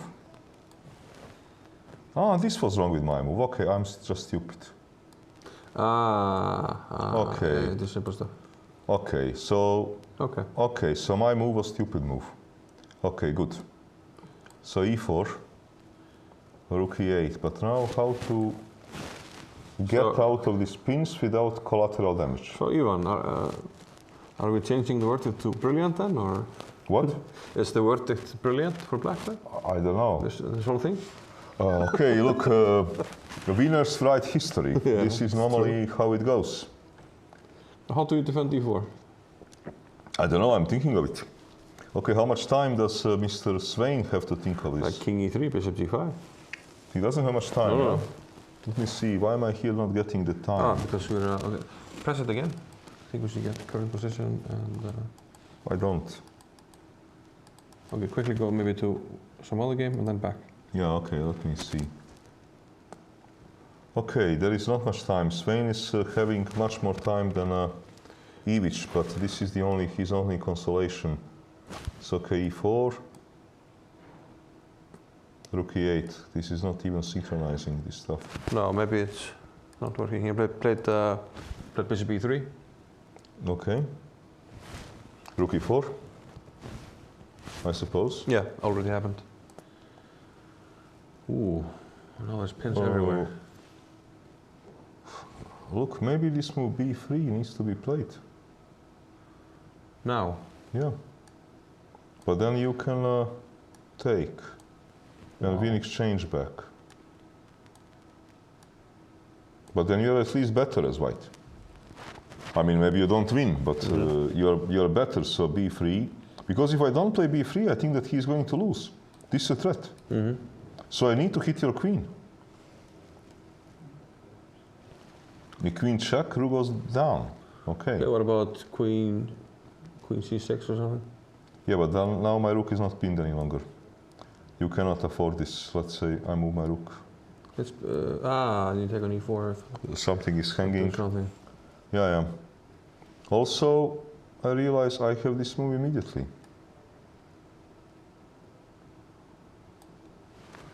Again, you can take and be exchanged down. Okay, but I would have very good winning chances. Yeah. Did he do anything?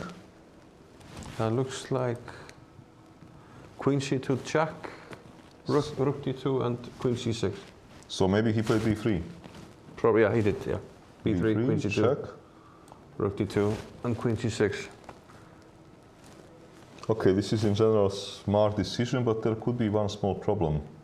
What do you do on... Oh, maybe it's not a problem, because, you know, I was thinking to do some dirty tricks. Takes, check, but you go away. And my dirty tricks don't work, because I don't have a discover check. Okay, so check, queen c6. Okay, they don't have much time, right? And they don't have too many moves, because this is how many moves? They have still to make like 2 moves. Rook t1. 2 moves are very expensive moves, can be in this position. Moment, but can I take on f4? What if I just take on f4? This is piece for free. Probably you can. This is piece for free and black wins. Okay, we have to take on f4 with the queen and... Yeah, then I have... black is winning. Black is winning. I would have queen and the pawn for 2 rooks. Yeah, he took with the queen. He just blundered. He's just shaking his head. Yeah, now game is over. Yeah. Okay, white has to be a little bit careful, but I can even give a check and start collecting the pawns. Yeah. There is no checkmate. King is in a trouble. They reach time control. Okay. It looks like that Lady Luck has smiled on Ivic big way. Definitely. And on the other hand, you know, luck awards the courageous ones. This is usually how it is. Yeah. So your feeling is objectively this probably didn't work. I think this objectively this piece sacrifice didn't work. Yeah. I think it objectively didn't work. I'm 90% convinced about this, but okay, he managed to confuse matters. And because look, towards the end, if I don't make this ridiculous move, rook g1. Yeah, that felt kind of like it didn't find a move. I mean, if I here play move rook to c1, unless I'm completely wrong, I think that you have to enter this position where you exchange down. With rook e3. Yeah, because if you take, I do not see follow-up. And where is this follow-up? I'm a piece. Oh, you have a follow-up. Queen e1 and you win. Okay, so I would have blundered the same like Swain. Yeah. That was a nice line. Yeah, actually. Hang on, then okay, b3. Okay, this check is very smart move. Because now this rook is not protected. Yeah. Okay, he wants to take, so this was very clever move. Okay, I cannot go away. Maybe he's already in trouble here. Because I did take. And the same business. Okay. Do I have any move here to save my skin?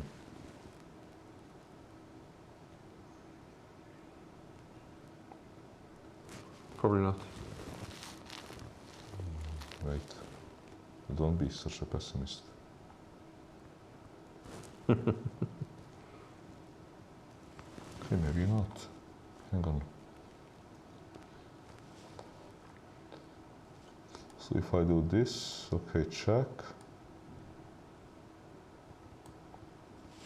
Because now same stuff probably doesn't work, because I take, And king and if d3. you check me, I play king d3, you check me, maybe rook c2, in order not to lose a queen, because this would lose a queen.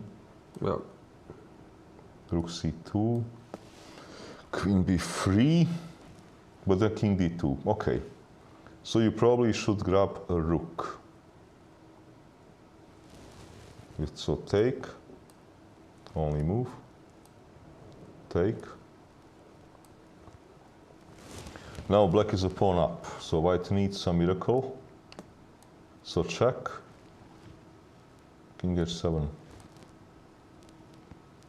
Yeah, and you win. Maybe it's already too late. Okay, but if this all worked, this is then brilliant. Okay, so my move b3 is not working because of taking.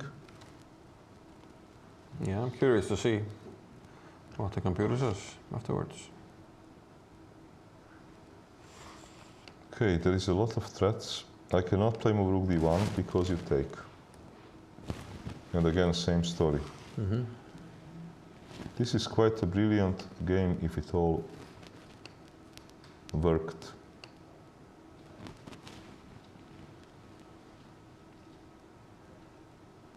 You know what I should? No, I can't. Because I wanted to play such a move to threaten to win queen, but you take rook f4 and grab a rook. Yeah, true. So this can never work.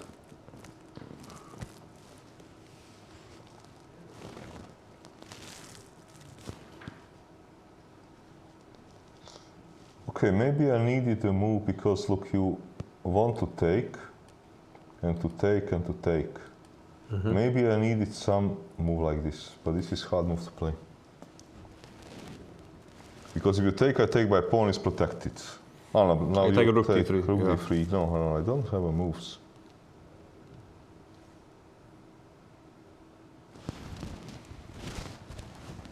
Maybe it's just. And if I move king, I know it looks terribly ugly, and then just take, sorry. Rook d3 again. No, this is completely nightmare of the position. Yeah. Okay, this is just incredible. Maybe it is very well played, this stuff. Because okay, Najif, but obviously in this position this could have killed this fun. Yeah. This could have pretty much killed that fun. I have to play queen somewhere. Okay, Yeah. queen somewhere, it's a pawn up, and we see, you know, this would have killed a lot of this fun. And then if you want to do this, you still don't threaten anything. I can even continue. Yep. Yeah, maybe my feeling for danger somehow to try to clean up diagonal was not so wrong, you know, telling me something. Yeah. Okay, now we got into this completely crazy stuff. I must go here because otherwise I cannot defend the queen. Check. I can't go back because I cannot get back rook because rook g5. Yeah. It's quite forced actually. Check. You have to go rook You d3. have to go rook d3, Rook pin. d8. Okay, now the question is if you can do something else, but okay, this looks like... This might just be brilliant after knight g5.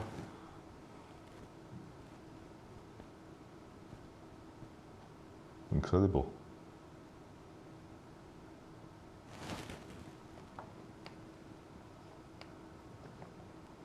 Yeah, it looks like... it's crazy, but it looks like to be working. Someone is saying king d1 instead of bishop e3. Did we look at that? When? Here? King d1. But I'm afraid that maybe. The question Just is... take on e4 and we still have pins. Still many pins, and but under circumstances maybe you're right. This was maybe a better move because now you can you know, try finally to move this king to some normal square. Yeah. Okay, this is perhaps correct. So, yeah, bishop e3 is probably losing already. So king d1 to try to run away. If you take by rook, I take back. Rook is hanging. So you do not have awfully lot moves. Rook to c8, you simply move a bishop.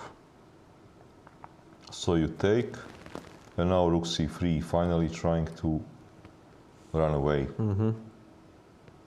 Okay, but even this is not, you know, so clear. Let's say maybe check. King goes, and now I can just play on. Yeah. Okay, I'm exchanged down, but queens are on the board. Yeah, rook f2 is coming. Rook f2 is coming, or if you come here, I have rook f2, or I have maybe check, and then bishop f6. Yeah, it's a different story with the queen zone, because we have... Queen zone is completely different story. Game is on. So, okay, this was extremely interesting game. Extremely interesting game. So now let's see what is left of the top boards. We have Husenbeth and Vokaturo. Yeah, because Lagarde made a draw, Kemmer lost, Gretterson made a draw. Okay, we have a Kusenberg Vokaturo, this kind of crazy position. Yeah, it's happening what we anticipated. Yeah, After this the brilliant play, came a time to suffer in the worst ending. Yeah. This is this number 4, yeah? Yeah. This is typical kind of position that two bishops are stronger than a bishop and knight, Yeah. and bishop alone fighting the knight depending which bishop.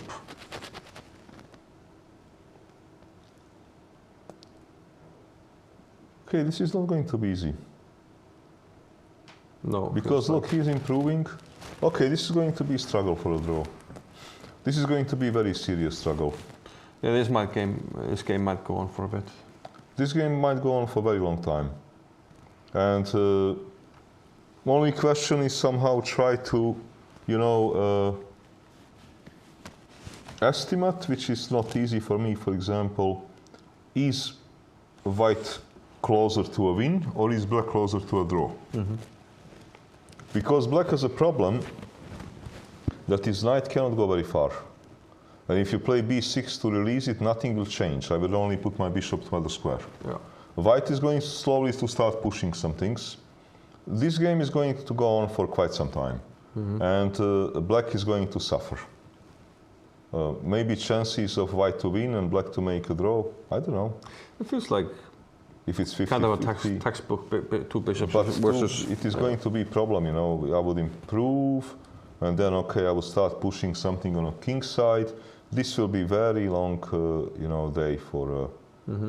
the plus for, say, black in this position, a reason why he can maybe make a draw is that if he can manage ever to trade the bishop or the knight, he's maybe even better. Knight for a bishop, this bishop. And if he manages to trade for the other bishop, then it's a dead draw. So normally speaking, when you are defending side and some certain, if he trades bishops, light square bishops, depending when. Normally when you are defending inferior position and let's say some trades might bring you to a draw, it is good news for you. When you are defending inferior positions and all the trades are bringing you to lost position, that's terrible. Yeah. That's a nightmare. So, okay, this game is going to go on for a long time, and we will see, you know, how this is going to end. White certainly has winning chances. Yeah. Okay, Sivuk, Hovšanisian, they have fixed the structure. So it was rook h d8, playing rook first rook d7, king e2. Black is playing for counterplay. Okay, this is likely to be a draw. Yeah. Nobody is here really. No pass pawns. No pass pawns, no danger. No, I think this is a dead draw, this kind of position. Okay, Svein Ivic, this is number 7, I think.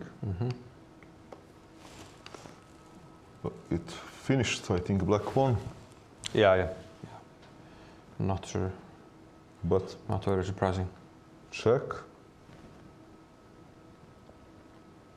But okay, look, position is completely lost. But I'm just wondering if resignation came a bit early. Maybe not. Take b3, I guess, yeah. Check. Or rook d3. Do we take on b3 or do we maybe take on h3? You can. Just to have two connected pass pawns. Okay, check. Yeah, maybe. I guess I can play. Don't like it, but king h7.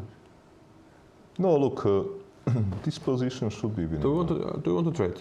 It should be winning one, yeah. because you have 2 pawns, it should be winning one. We will be sitting for a while, but it should be winning one. But, you know, perhaps to play a few more moves. Yeah. I understand that he felt completely disgusted with all this stuff, but maybe a few more moves. Okay, this is probably the most exciting game of this round. Yeah, definitely.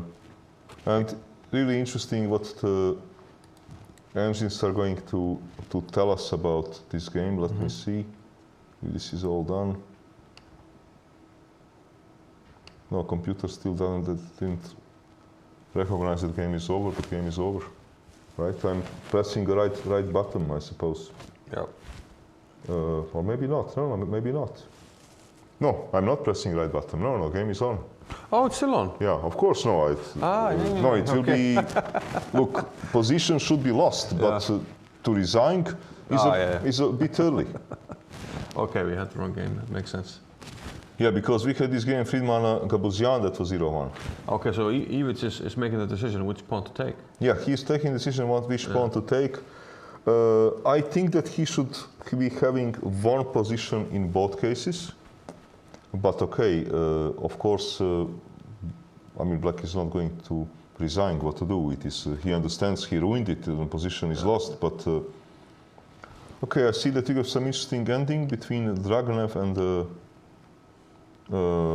Sargsyan. Yeah, I was just running through the other games. Okay, let me see now. What do we have here? We have Piorun, who beat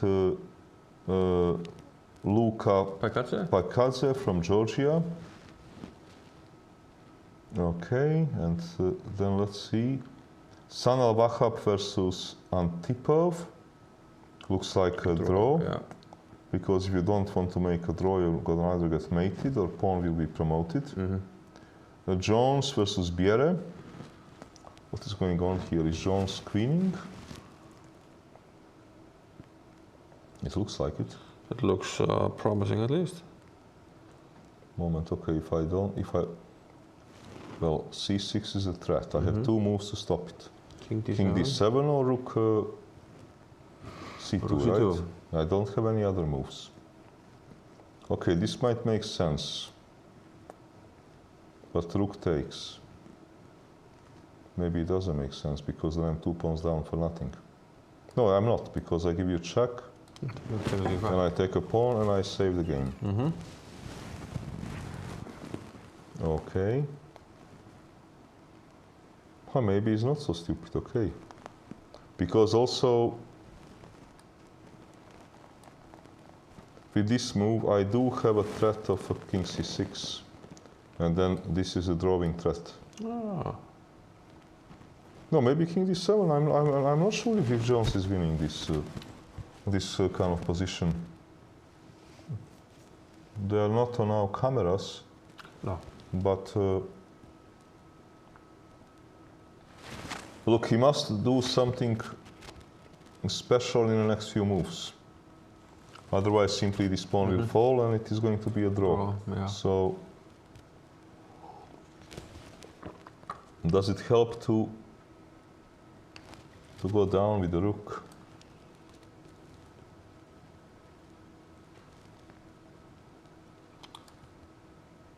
Attack a pawn. check, move, E6, I guess, yeah. because I want this. But, okay, so how do you protect? Yeah, good question. There. Because, you know, he's a little bit unlucky that he gets a blind bishop. For example, if I play this move, he can give me check, takes. I want to queen. Ah, it's the wrong bishop, yeah. And who cares? I don't even need to defend rook and bishop versus rook. Aha. So that's So maybe Biera is simply saving his king. Maybe he's simply saving his king with move king d7 or rook c. To me, king d7, I don't know, some feeling looks natural, yeah. feels better to bring king closer, you know, because once I play move king d7, I also have a threat to eat this pawn on a2, you know. Okay, pawn for free is pawn for free. So it feels to me that he should manage to save the game. Okay, Dragonev, Sargsyan. Looks drawish. Dragonev is a pawn up, but okay. If he is to... No, he cannot win this game. Because problem is when I bring a pawn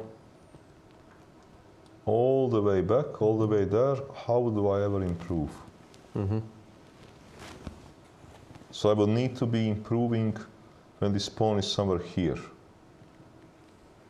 So I will need to, let's say, play maybe move g3. Maybe first push. Okay. But if I push, maybe you can attack me. Ah. You don't stake.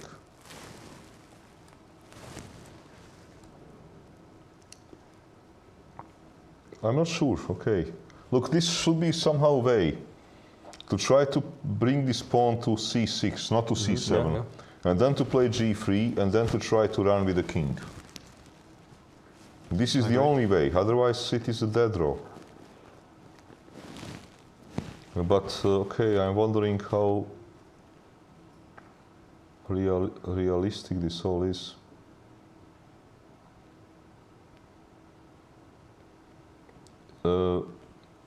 It feels to me like it should be a draw. Yeah?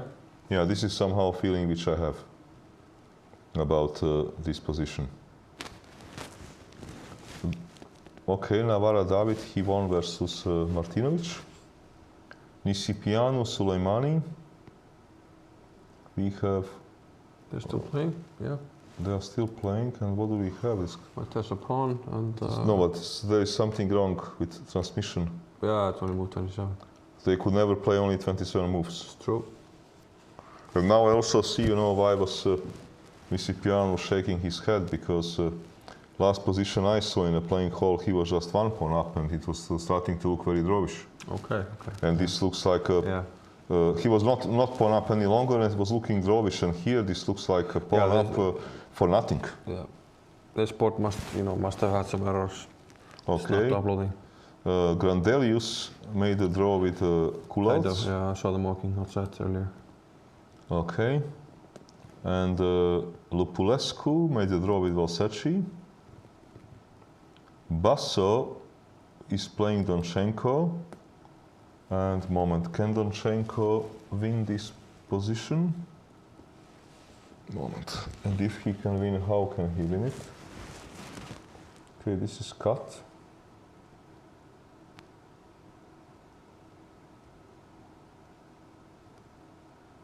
No, he cannot win it because I play move rook b4. Rook b4. And I force you to take a decision. And you do not have a good one. Not a good one to win the game. Yeah, it's going to be a draw because you go, okay, I take.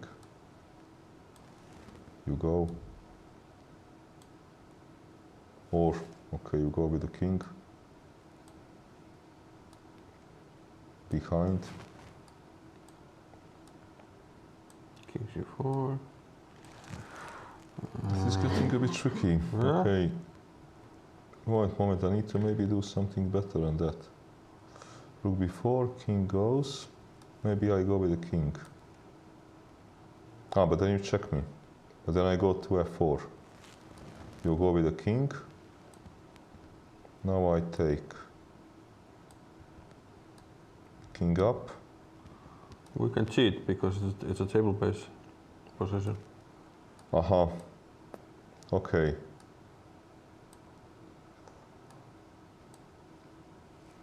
If we want. It feels it should be a draw, but there is some... Yeah, well, if we get the king to c4, it looks... Okay, if you can put it on a table base, maybe it is a handy, because it's been a long day.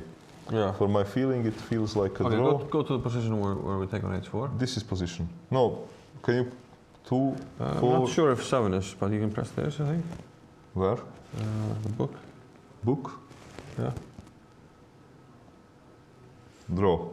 Draw. Okay. And rook b4 is making a draw. Okay, it looks like actually that many moves, king e5, king f4, many moves. Yeah. It looks like that with this king runs that you cannot promote. Okay. So Abbasov Stefansson was a draw. Mm-hmm. Platmamedov. Yeah, press it again. Yeah. Platmamedov. F3. Looks like Well, Mamedov. Mamedov is trying to win, this is looks like he obvious. was pressing, yeah. But Do you feel like these h-pawns, far pushed h-pawns, do you feel no, like I think that's this a new h-pawn, trend? no, this h-pawn is actually important because it might help him deliver a checkmate. Yeah, but do you feel like it's a trend in the modern game to push it more? The h-pawn? Well, I think it was also many in the old games. I'm not Yeah, sure. Larsen played many Yeah. flank pawn ideas, but just wondering if you know there's some influence from these Alpha Zero games. I'm not so sure. Okay, not easy to say. Obviously that Mamedov is better, but is he just better? Is he also winning? That's a different story. I don't know. Šarić Ivan won. Deak Bogdan lost to Nagy. Gabonage. Okay, this is a bit surprising because he has been having a great year. And he's white. He was white, and let's see, how did he lose? Did he blunder something, or?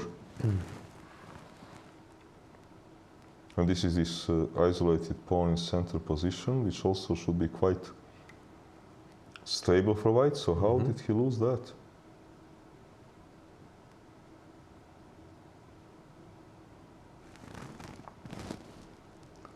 Okay, he lost a blockading piece. I mean, he removed the blockading piece, and now it's getting for him very tricky. Oh.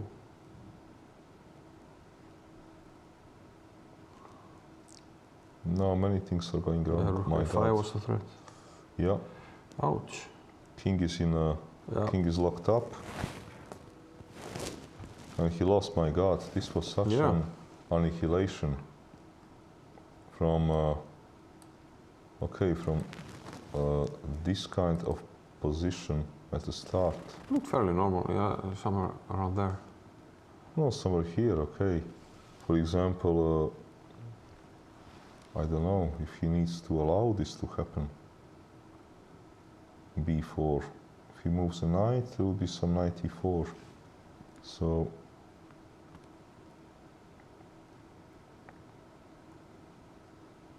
I was never sure how to push those pawns, because you know this pawn pushing is also having some advantages. If you then do what happened in the game, you do not. If I move my knight, you do not need to. You do not have this move knight e4. True. Those isolated pawn positions in Sicilians, these opposite castles, are not the same like regular ones. Okay, white is normally a bit better, but here maybe it helps black the fact that this pawn is on a3. So that black can initiate this action easier.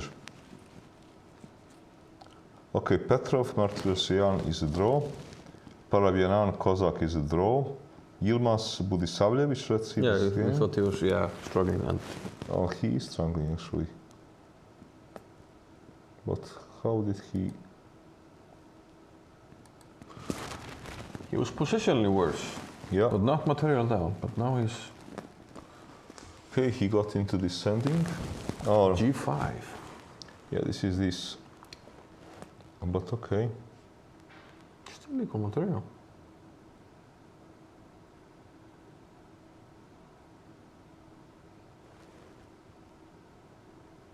Wow. Okay, but hang on. This must be a draw. If he doesn't blunder these things, takes. Why not? Okay, if he wants to push. First of all, why is he in a hurry to go with the king first? Moment. Ah, he can't go king b6 because d5, maybe. Okay, let me see.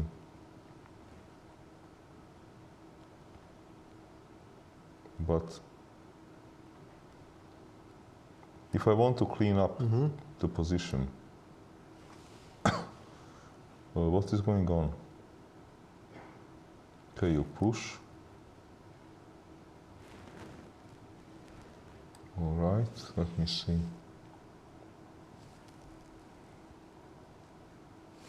Okay, but I need to clean up this position, but how?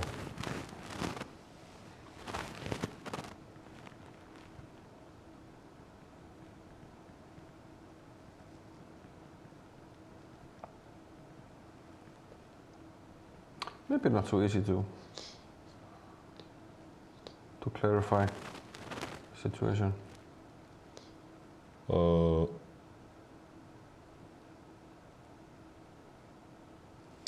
king moves.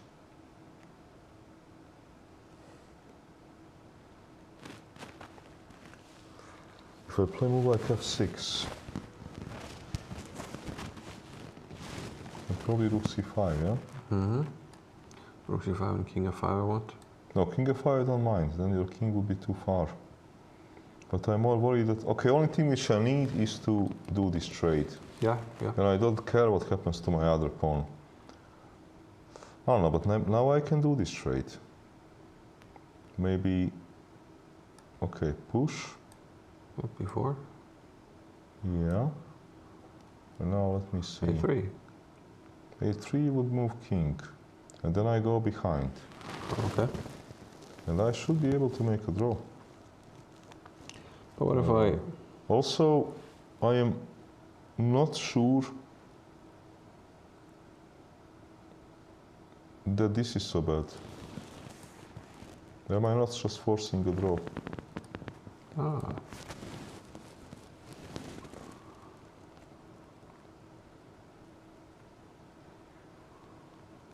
I think that I do. Because you go to the a pawn in the ending. No, I don't go If to I go a pawn. king f5, you take on c5. Yeah, I don't go to a pawn. Oh, you just defend? I simply sit. I don't go anywhere. Ah, yeah. And how to do anything? No. So, no, this position should be a draw. Yeah, it feels like I'm 3 against 3 and there's no pass pawn. Moment, I should put your book, yeah? Oh, it's too many pawns. Ah, this is sad. This is very sad. Yeah. Okay. Yeah, here he got... No, this cannot be good, you know, because this is somehow... He lost his pawn anyway and remained passive in a Platz. Yeah. No, this cannot be good. Because if he did this, then at least here... Okay, push this guy. Yeah. Okay, this is a dead draw. Because you cannot take my rook. Because I will... Yeah. Moment, maybe you can actually. Because you would... You can no, I will promote with a check. Yeah. You can't You're do thinking this. rook a3, rook b3. So you have to push. Yeah. Okay, tempo move. a3 is forced. Rook goes behind. Okay, you hit my pawn. I go behind. check, and okay, I should draw this. Because I'm having counterplay. Yeah. My God, he got completely confused That's here. crazy to lose 2 pawns like this. Because look, he lost a pawn, and his only achievement is that he locked up his own rook. This is the only achievement. And now, okay, he's lost another pawn. He can't even move the king if you go back 2 moves. This is crazy. No, he's in Like king a6, he's in Zugzwang. He's in Zugzwang. He was forced to lose the second pawn. Yeah. But okay, this is completely crazy. In this position... It was time trouble, yeah. Yeah, but okay, this is a forcing move. Yeah. If he trades, it's a dead draw, so only move. Hits the pawn, only move. Otherwise, it's a dead draw. Okay, improve the rook. You must go after my pawn. What else can you do? Yeah. Okay, move my king, or doesn't matter, move the rook. Active rook, yeah. Take active rook. And how does white improve? white cannot improve because I threatened to win your pawn, so you need to go back. Okay, once you go back, let's say, even if I sit. Okay, how would you improve? Aha, you can improve, hitting my rook. Okay, but let's say here. Okay, I have to be a little bit intelligent. Even if you come with the king to c4. I think even this should be a draw. Let's say this. Do we have now too many pawns? Yeah, it's 7 total pieces, so we can only have 3 pawns. Aha, this is sad. Yeah. But king would come to c4.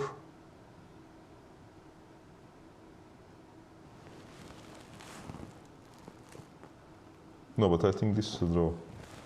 Yeah. Let's say, okay. I'll go down. You run. Okay. You must go this way. We could have cut him off on the second. And now before. Sorry? We could have gone rook h2, rook a2. Also, but I think this is immediate draw.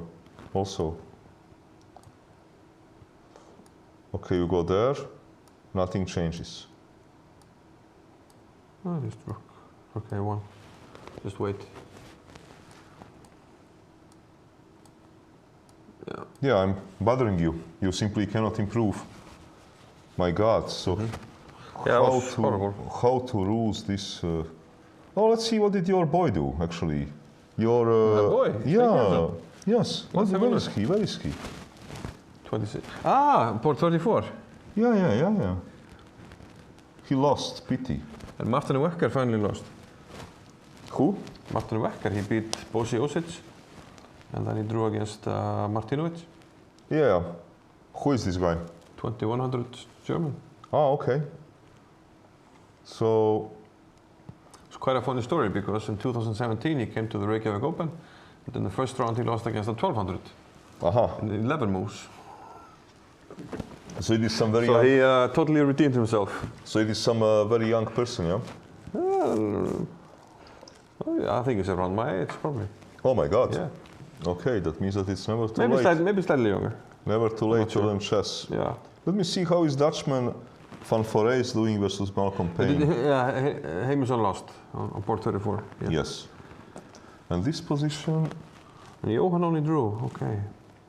This position, okay. Johan Hjartarson. Port 39. Yeah. I think he did very well because he was. He was losing. Well, he was not losing, but he was exchanged down. Oh, okay. Where is he? Here. Port 39. Yeah. Okay, at some stage. Okay, he was doing very well, but then some position I saw. It looks like things have gone wrong here, but. Okay, look, he should be consider himself quite fortunate. Yeah. Now he saved the draw, but for example, in this position, King d1. Okay, he can take. Yeah. Would he save a draw? Maybe. I don't know. I'm not sure. But this position is just... Like bishop d4 or t8 and g2 okay, hangs. it is exchange. You're struggling. So, but let's see this... Malcolm Payne, he's gonna... yeah. I know he really wanted to make a short draw so he could go and watch Liverpool play, but no such luck. Who is Liverpool playing? It was a big game, I think, Man City. No, not Man City, Chelsea. Chelsea, okay, where? Liverpool? Yeah, Liverpool had the home game. And it ended 1-1. Yeah, this is kind of amazing. I was always thinking of this, that playing at home without, in a pre-COVID time, maybe the best team in the world. Yeah. Playing home the same team without spectators is just an average team. Yeah. Something quite unusual. But okay, can white win this position? Because black needs to remove this pawn. If I want to remove this pawn, Bishop d6. this looks So like a very good direct. start, because okay, these double pawns, I don't think you're gonna win, so you better take. No, but if you take... Is f4 maybe a better try? Yeah, but f4... Okay, I doubt you're gonna win this position. Maybe king e3, f4, g5. King runs, okay. Might be some idea at least. Okay, also maybe moments here. How should I organize myself? Okay, maybe run, you know. Okay, king e3, I guess. Okay, run. You run, probably. Guess I run, but yeah, it's a race that I haven't calculated, so the king is coming, king, yeah. Knight d4, I guess. Probably my best move is... Probably knight d3 to sack at some point. yeah. But knight e3, I will bother your king. Your knight, so... I don't know, maybe knight e... And e1. Would be same actually. Okay, push. Ah, now I have a trick. Because you cannot play this, because I take. Ah, you evil. And I trick you. Oh, nice. So, okay. Maybe king. But I have no idea how is this position. But now I go this way. Yeah, to protect f3. Okay, this is going to be a messy situation, but I think that Malcolm has to play move bishop to d6. d6 for a better or worse. And it happened actually. Yeah, and f4 Bishop also. d6, f4, f4 only move. And let's see, so takes, takes. Okay, can you improve so easily on this side? Can I... No. For example, what I'm wondering, if I play this move, Aha, you want to... and if you take, I want to go here. Because we have the pawn already blocking Yeah. it. Is this some kind of... Okay, king e3, king g6, king f4. Yeah, then I'm Knight happy. c... No. No, because then I'm asking you also, how do you improve? c3 and... I think we are both... Kind of a mutual... and if you go all the way back, okay, I will start eating something. So... It's kind of a... I think that it should be a draw, but that black has to be careful. And this is kind of definitely a long day for a Malcolm. Yeah. I see that Tiger Hilla person won. Okay. And let's see. Yeah, speaking of long days, maybe we should just check what's happening on the top 8 boards, the remaining boards, and then maybe call it a day, because I think it's pretty clear what happens in at least 2 games, and this game might go on for a bit. Okay, this game might go on for quite a while. And yeah, again, because of course this pawn is a potential target. I mean, takes. And then this bishop is going to go around. Come around, yeah. So this game is going to go for quite some time. Okay, so I'm surprised that this ending. Oh, this is board 5. That this ending is still on. Oh, king appeared. King on g3 somehow. Wait, what's? How did it happen? Is black getting some chances? It looks like it.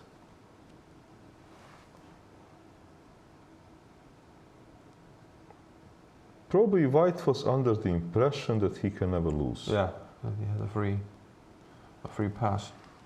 Actually, now he can lose. No, now he... Yeah, king f1, check, take g2. Okay, I have to...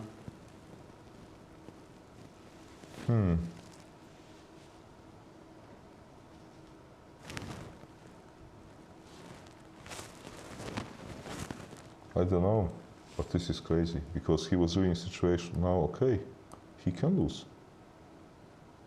You take, I suppose. But I mean, here in such a bad shape that you can even play such a move. I cannot go down. And you will threaten to checkmate me even. Starting to penetrate on the first. Actually, here suddenly, he's in a trouble. My God. Yeah, he's suddenly in a...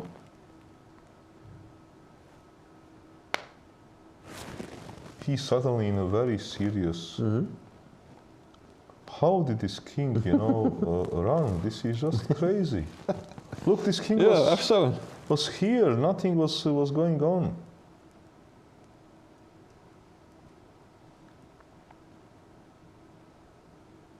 He could have traded a pair of rooks, done whatever he wanted to do. For example, here he could have improved the rook. Yeah. And then to move a king.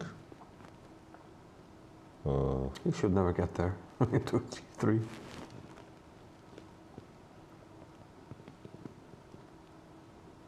But now already maybe messed up.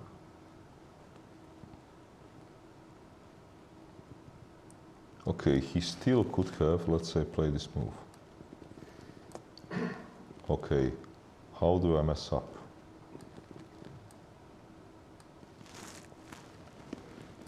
Okay, rook a3. Check. Check. Ah, yeah. Okay, go back. Now for you to do something, you need to checkmate me. You need to mate me. Yeah. Which maybe he will.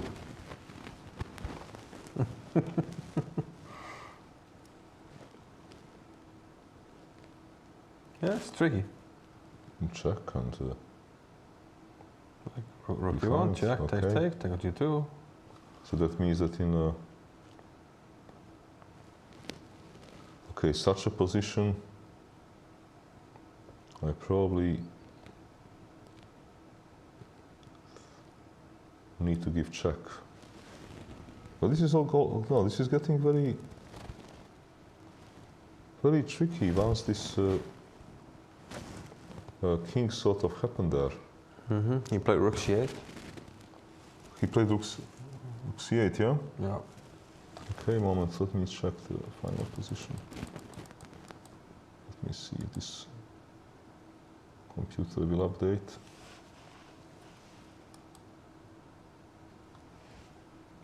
Rook c8, yeah? And okay, king takes. And push, yeah? What else can I do? But if I play for a checkmate, if I change my mind and I decide to play for a checkmate,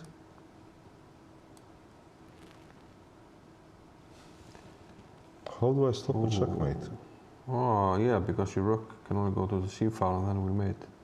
Well, do we? Okay, maybe go. And rook c, you double.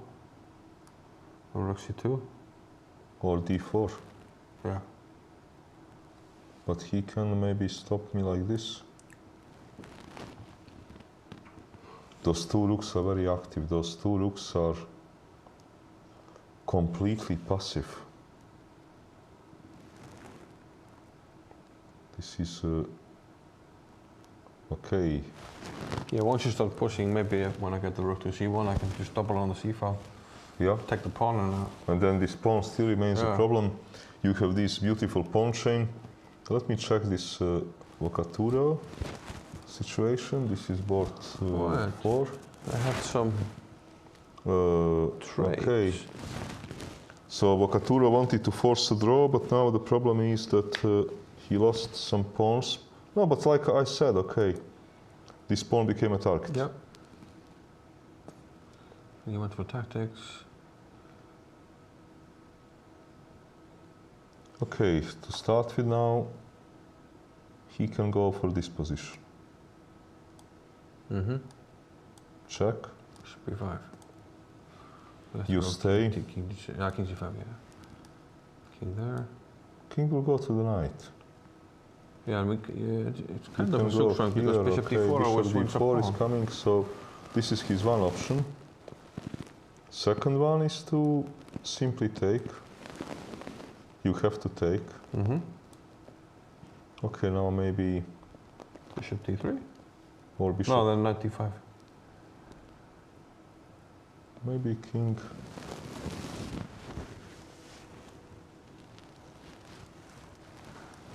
King d4, king d4, or king d3. Okay, you would have to give check.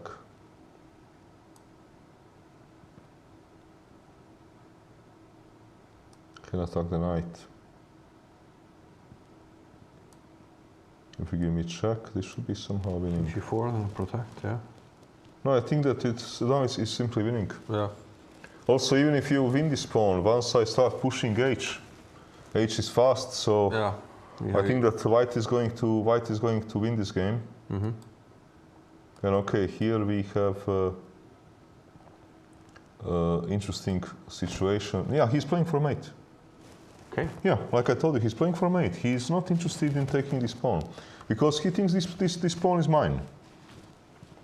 He's playing for a mate, and yeah, you can also, if you get the other rook around, you can go rook g2 also as an idea.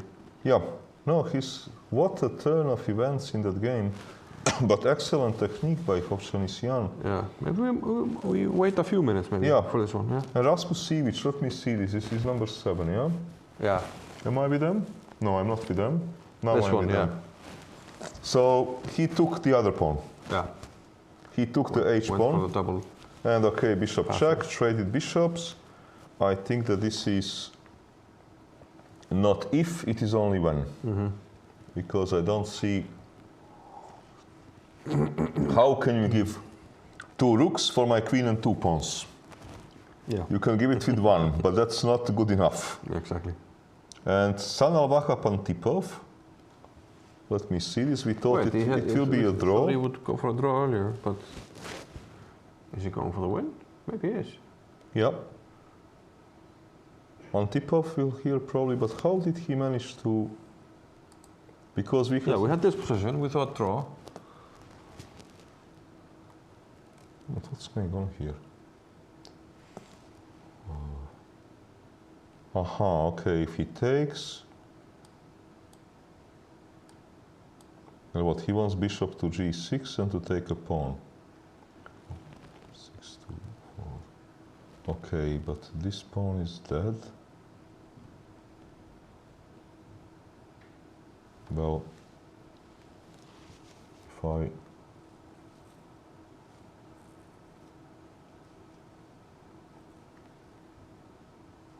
Okay, he wants bishop there. He wants to push. Okay, I find it. He will not calculate this kind of position, but I have everything on a black. There's also a lot of stuff on white. Yeah. Okay, so this is what bothered him actually, but okay, then in this position,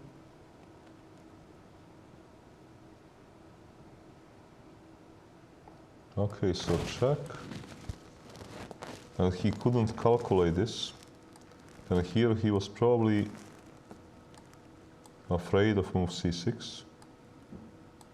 This is something which he couldn't figure out. Though I'm not sure if he should be so scared of this, because you move. Okay, I move my king. Takes, takes. This bishop is a long way to go to catch all my pawns. And I will attack it. But okay, he's a pawn down, and he was worried about this kind of stuff.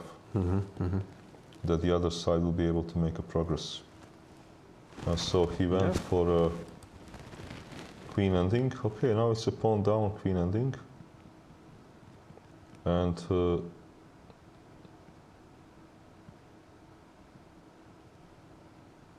okay, he gradually improved. Yeah, I think that, of course, with the passed pawn in the queen ending, we always have chances, but his problem is that black's king is very safe. And black's pawn is also very fast. Exactly. So I think Antipov is probably going to win. Maybe a quick look at Jones. Yeah, let's have a Jones. Okay, what did he play? He did not play my move. He played rook c2. He didn't play my move, king d7. Maybe, bishop f8. He has to suffer for not playing king d7 or what? Okay, he's hitting a rook.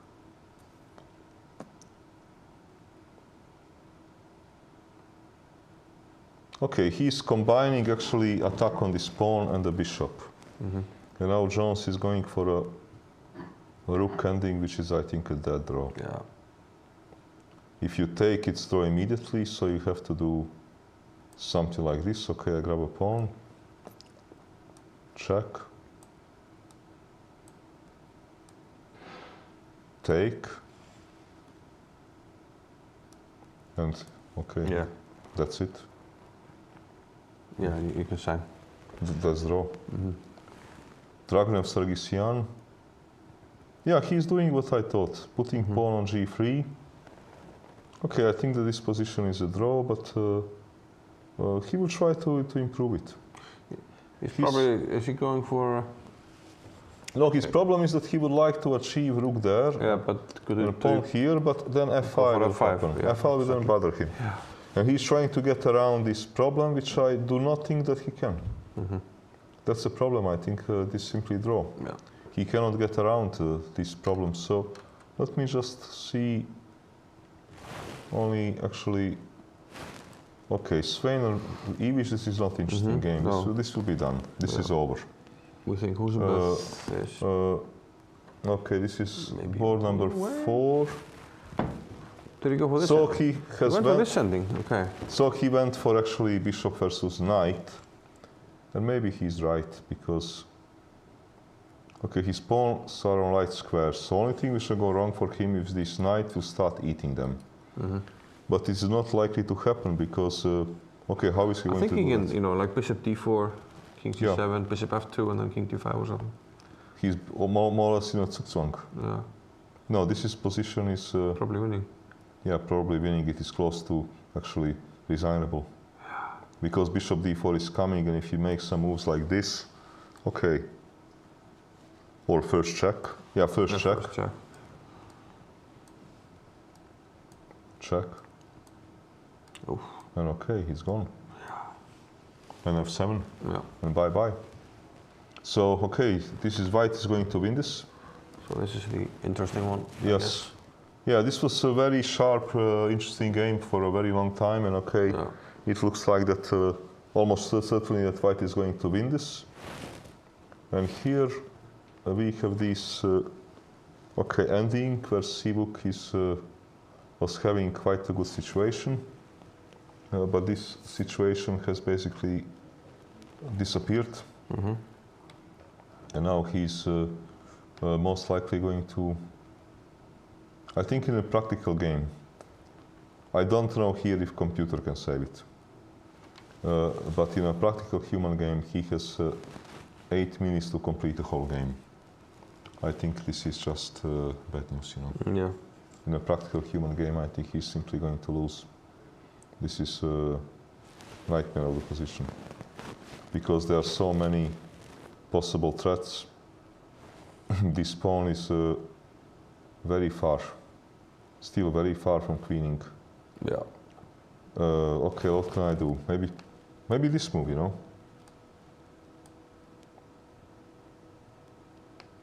Just to try to push something, but okay, now such a move can be also a problem.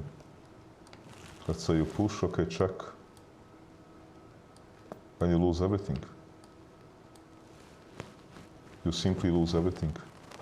Yeah. King goes, takes. There's so many pawns.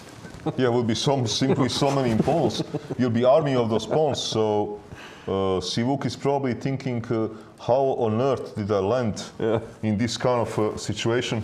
Oh yeah, he resigned. Yeah, he resigned. He resigned. No, this is and just. Vokaturo as well. Yeah, Vokaturo. Let me only see the final moves in this game of Sivuk. How did it end? He probably cannot believe his eyes, you know.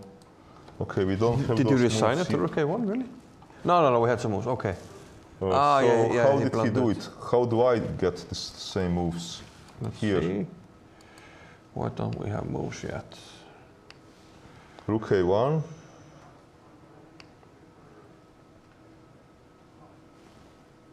Rook A1 is move 51. 51. Yeah, we had C5. Yeah, okay, expected. Rook G1. Yeah. C6. Rook A7, yeah. Yeah. Okay. And Rook B8. And Rook A1, yeah.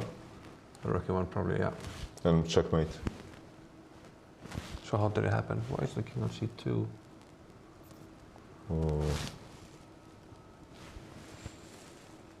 Yeah, no, you can play D4 now and not get mated. So he took on G2 and Rook A1 check. Rook B8. Yeah. Rook G2. Rook G. Okay. Rook G2. He simply King thought D1, rook. to win a rook is good enough. Yeah. Which probably it is. Yeah. But hang on. Okay. Of course. Rook B2. You take on. You take this rook. It is quite And important check. which rook do you take. Yeah, take with check and you get back. Exactly. Yeah. And it's over. Yeah. Okay. Well, then we had interesting games. Yeah.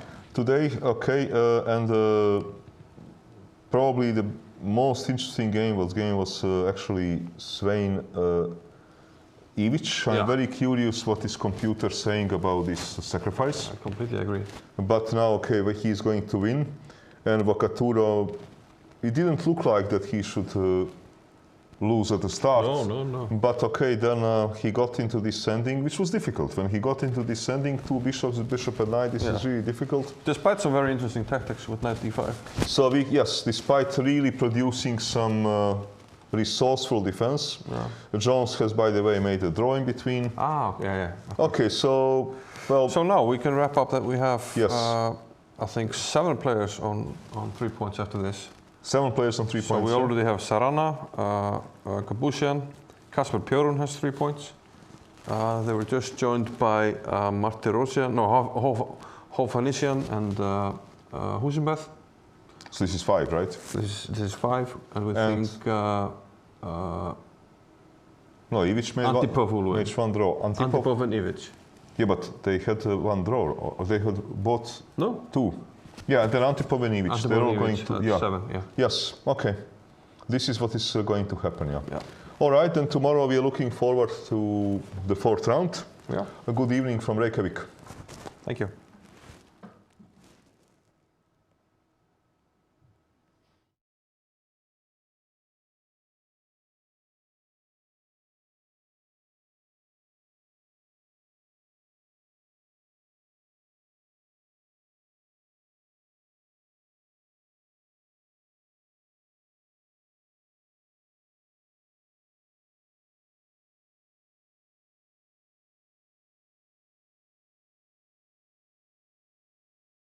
The purest tasting water on earth, born from untouched lands, naturally filtered through ancient lava rock. You are what you drink. Be a force of nature. Icelandic Glacial.